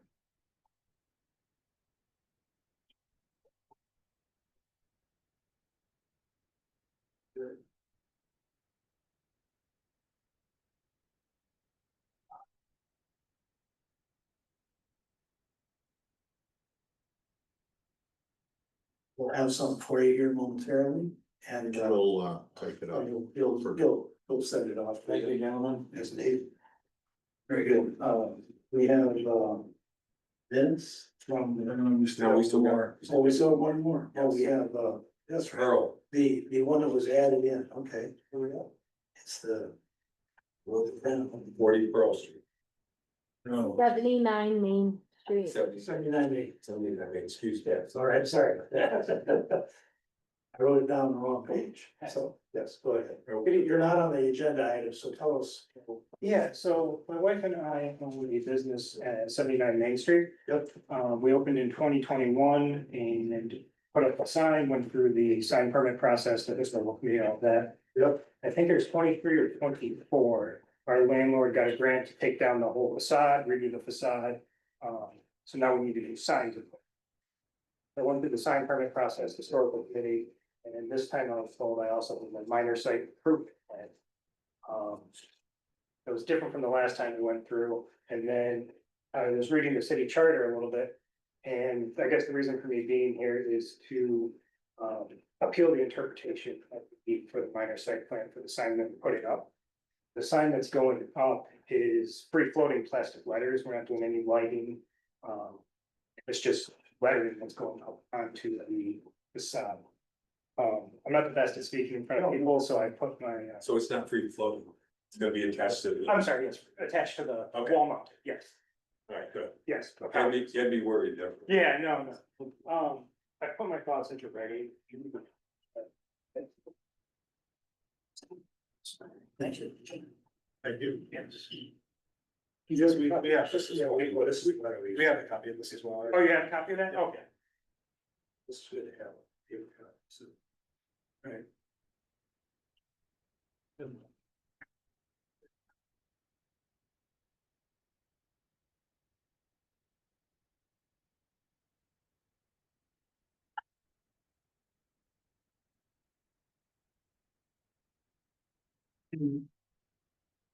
The only thing involving minor improvement plan review is the signage, is that?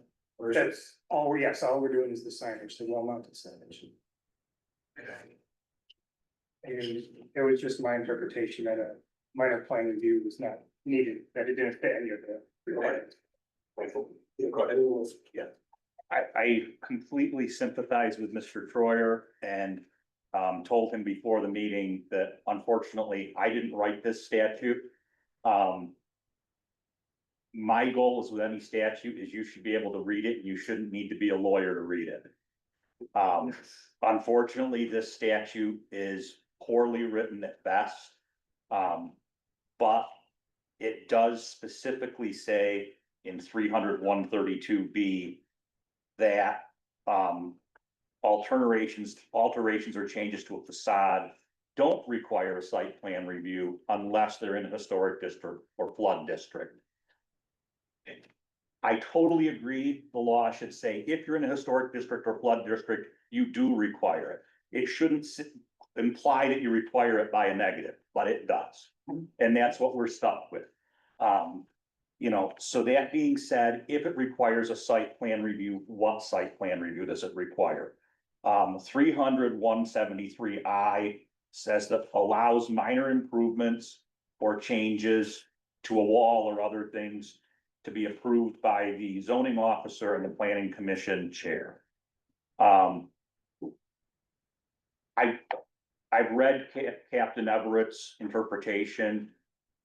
I don't like how we have to get there because it should be simpler. I also don't think it's necessarily the most effective way for a business owner to have to get his sign approved. It's kind of a circuitous route, go to point A, then go to point B. We know that we're going through a process of updating our zoning code. All of these things should be streamlined through that, I won't guarantee they will be. You know, adding an art commission could go to step A, then step B, then step C for something. But that's the nature of the beast to some extent. Like I said, it's not well written, but my recommendation as the counsel for the city is that it does, Captain Everett's interpretation should be upheld. Like I said, it's not a pretty statute, but I think it does get to where it needs to get. I'd just like to ask, in reference to that, for, subsection B, there, site plan review shall not be required for alterations and facade changes that, we discussed this, earlier, that the alterations that we're doing, the addition of the sign does not meet the city's definition of alteration. If you look earlier in the charter, it's a change or rearrangement of the structural parts and enlargement, whether by extending us, on a side or by increasing height or moving from one location position to another, but not including normal maintenance, minor repairs or minor repairs or improvements. And that's how the city defines alterations. Within the charter. Are you saying that you're saying that your work is a minor repair or improvement? We're adding the sign. I guess a addition of a sign from no sign would be a minor improvement. But it doesn't fall under any of under how the city defines an alteration. But we just, in fact, tonight, we just had an issue with a sign, with a corporation. Yeah. International corporation. But it was about a sign, and so it's important enough for them to come in, because what we've tried to allude to it, and, you know, it's hard to say this, you know. We're confident that by doing our comprehensive plan, we're going to improve these kind of anomalies that exist in a lot of our zoning, or it has in the past. And so what we proposed in that case earlier, that agenda item earlier, was just that they would be amenable to some kind of a change down the line. Now, so signage is certainly one of the major things in a designated historic area. It's not minor. It's not a minor thing at all. Yeah. Even painting, which sounds like a maintenance thing. Yeah, we went through that the first time with this. So my issue, I would put it black and white as, should you need a site plan review for a sign in a historic district? Simple as that, but is it worded that way? Yes. This, obviously, that's what the historic board is for, is to go through all those approvals and making sure something looks right. Would it need to go in front of the site? No, that doesn't make any sense at all. So yes, our code is worded that you need to go. Does it make sense? No. That's kind of where I was getting at as well, because I feel like it's regulated, the small work that we're doing is regulated through the historical committee, and then also the sign permit. All the dimensions, the location everything is in the sign permit, and then it gets, I understand we talked, I guess the historical committee doesn't have approval process, which was a little confusing, but. They're confusing. They're an advisory, right? Yeah, so it was my understanding too, going through that process, is we're meeting the requirements for the historical committee. And everything is in the sign permit. It makes no sense to have a site plan or open a site plan. That's New York State. That's what they've guided, New York State has got that. And believe me, we encounter this with planning, our county's planning department too, and things like that. So we've got requirements that we just can't get around. And one of the things that a corporate, the city that's incorporated has to do is draft codes and draft law. Yes. And they have to be a certain, there's certain elements to it. I'm speaking like I know what I'm talking about, but. You're doing good. But what Mr. Lewis has talked about is something that the people who sit here, you know, monthly, the council people should be the ones undertaking that. And that's something I tell a lot of people that they go, boy, no, it's actually something that they want to hear from their constituents in terms of change that can happen and make a real difference. And which is part of my goal too, because I feel like this is a common occurrence, especially in Main Street, obviously. It's a historic district, we have businesses coming and going, changing signage, but not doing any major work that fits any of the other categories or any of the triggers listed for a site plan or even a minor site plan. And then to have to get there by referencing a negative and reading that into a requirement is just almost, it's illogical, to be honest. And I don't mean that abrasively or anything. No. It is. You're absolutely right. Yeah. But I again would say that, and we counted this line, not us passing the buck. Your council person is probably the best person to start to debate this amongst their fellow council people and try to make a change to it. Because it's not something that this. So do you see the need for it to go into front of site plans for that, like, approval of voting? But is that something that like is needed just based on like historically not having the power to? Because the historic committee is only advisory in nature, somebody needs to be the one that basically stamps it approved. Right, and so. If the we don't historic have- committee approves it, can I ever imagine the planning commission chair rejecting it? No. Right. And do I ever think the planning commission chair will approve something the historic commission has rejected? No. So let's say you change this wording, though, it's still, this wording was not in there. They go to the historic committee, the committee says, yeah, it looks good, like. Okay, where do you see it be different of being able to like approve that? How should it? I think if we redid the zoning, the way I would address it is that a sign permit within the historic district would be the $100 level, $50 outside the historic district, $100 inside the historic district. And then that sign permit, after review by the historic commission, would automatically go to the planning commission. It would save the business owner one step. Instead of making it a two-step process, it would become a one-step process. I still believe it keeps the spirit, what we have to do as far as keeping the historic commission advisory in nature under state law. We need this, yeah, so. So I think we can get there. Unfortunately, we're not there right now. And it's the nature of the beast. You enact a zoning code as one big thing, and then you tweak it. You tweak it by adding a historic overlay. You tweak it by having these things that deal with flood zones. You tweak it by potentially adding an art commission someday. So, I mean, all those things tweak it, and then little pieces in it don't necessarily fit well together. So when we redo it again, hopefully those things will fit together. You know, and as we go through that process, there's a chance for business owners, for landlords to be involved, for business owners to be involved, And their representatives. and their representatives. So, you know, come forward and It's not just simple as the historic district says yes to this and then the building. Just gives you a permit based on historic, meeting the historic. No. Why? Why? Yeah. because right now that's not what the Electrical law says. requirements, has to meet certain requirements, that's What? Right now, the law says that we do it this way. Yeah, no, I know. If we were to change it. If we were to change it, I think we can either do it one per, yeah. with one permit, and I think we can either do it ending up with it being approved by the planning commission chair, which is what we do now, or we probably could have it approved by the code enforcement officer once the historic commission has given an advisory opinion. Which is essentially all this is, it's just, Right, so we, But instead of doing it in one simple step, our code does it in two convoluted steps and doesn't even tell you clearly you have to do it. yeah, so I would say the interpretation is definitely the code is terribly written, but yeah. Yeah, that's not. and certainly in our timeframe to change it as, you know, we're working with, EDR to update everything when the zoning, will follow that eventually.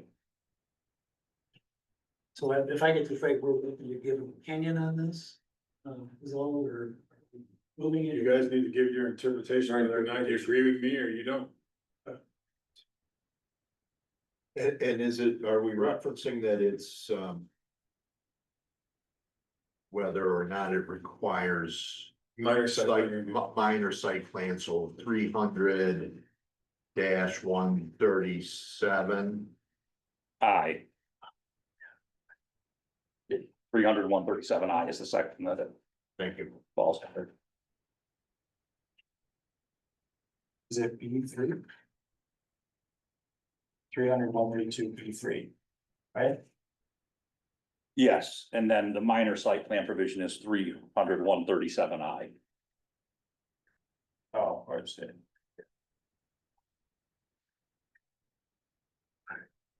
Which in Captain Everett's opinion, he spells that out. So basically, you can either confirm his opinion, or you could give your own interpretation.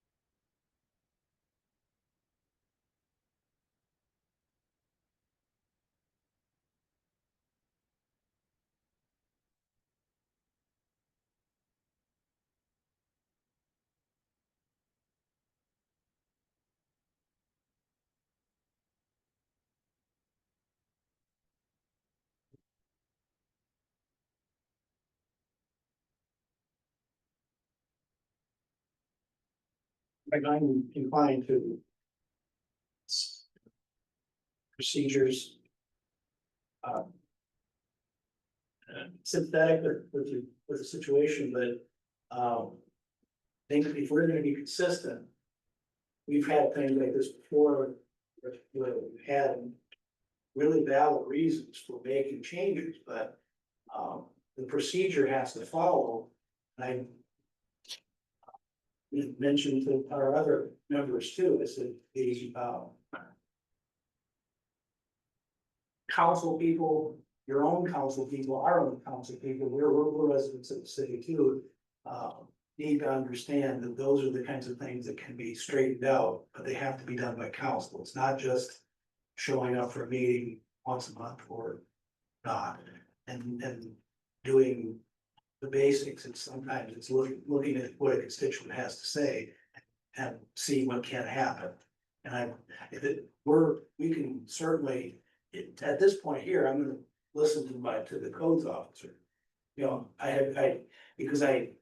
yet I'm sympathetic because Mr. Lewis said, you know, issues that are commonplace. This is more than, you're one of several, you're at least one who came through eloquently and clearly described your situation.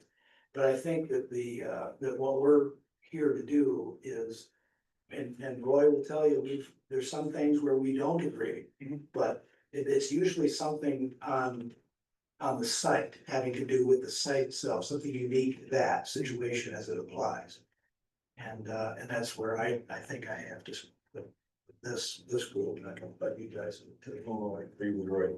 This one, unfortunately. Yeah, you know, every business that's down there is one that we want to see grow and become successful.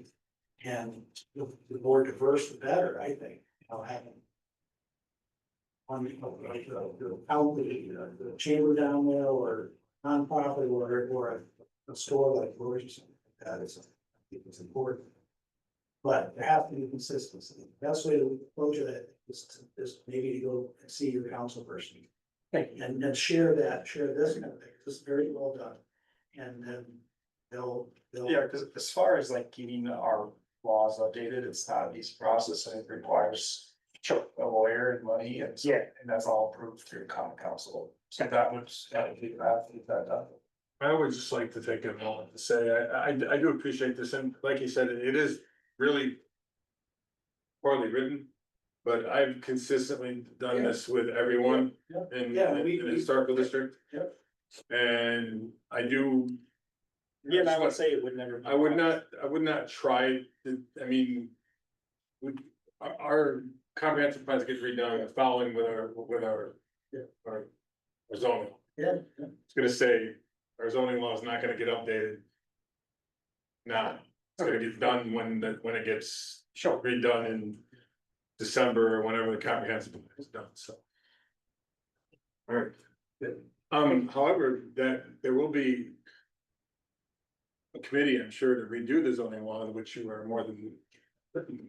I've read a lot about Article 8, that's about it, that's all, you know. I'm just, there will be a committee. I think you'd be well versed to be. Yeah, especially a business person. It's not something that they don't see a lot of. They have a lot of people who are pretty skilled or schooled rather in historic preservation, things like that, but it's one thing to do adaptive reading is the term that they use. It's not, there's another thing to see that in reality, so. I like the idea of one permit. Yeah, I like that. That was one of the most confusing parts too, is, there's two for, the sign permit and the other permit, and they're ending up at the same place, it's like all the information is on bold. Find this sign. It feels like a tax. Because if you're reviewing the site plan, you're the right way, you're gonna say, hey, where's the sign? Correct, and then you look at the sign permit, all the information is the same, That's. doesn't make sense to me. Yeah, that's where we this group anyway, has to stay on. I appreciate it. Good deal. Thank you, thank you, everybody. Thanks for coming there. Yep, thank you. And you're very well written, summary here, so, thanks. Appreciate it. Thank you. Great. All right. We're done, right? Is it dismissed? Yeah. Yes, we're gonna adjourn. 1 minute?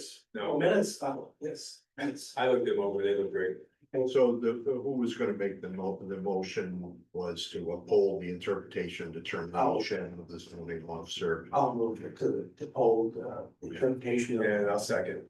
And all in favor? You know what we're gonna do. I don't so either. I didn't think we could hold it. That's okay.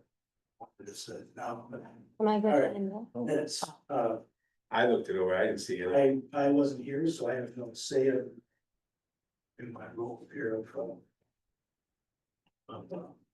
Looked good to me. Look good to me. Your vice chair did well. Yes, simple, yes, it's good. All right, I'm gonna move to approve the, you. Yes. Move to approve the minutes. And, I'll say, and the second has been made, all in favor, signify by saying aye. Right, so we adjourned. I just. We can stop now.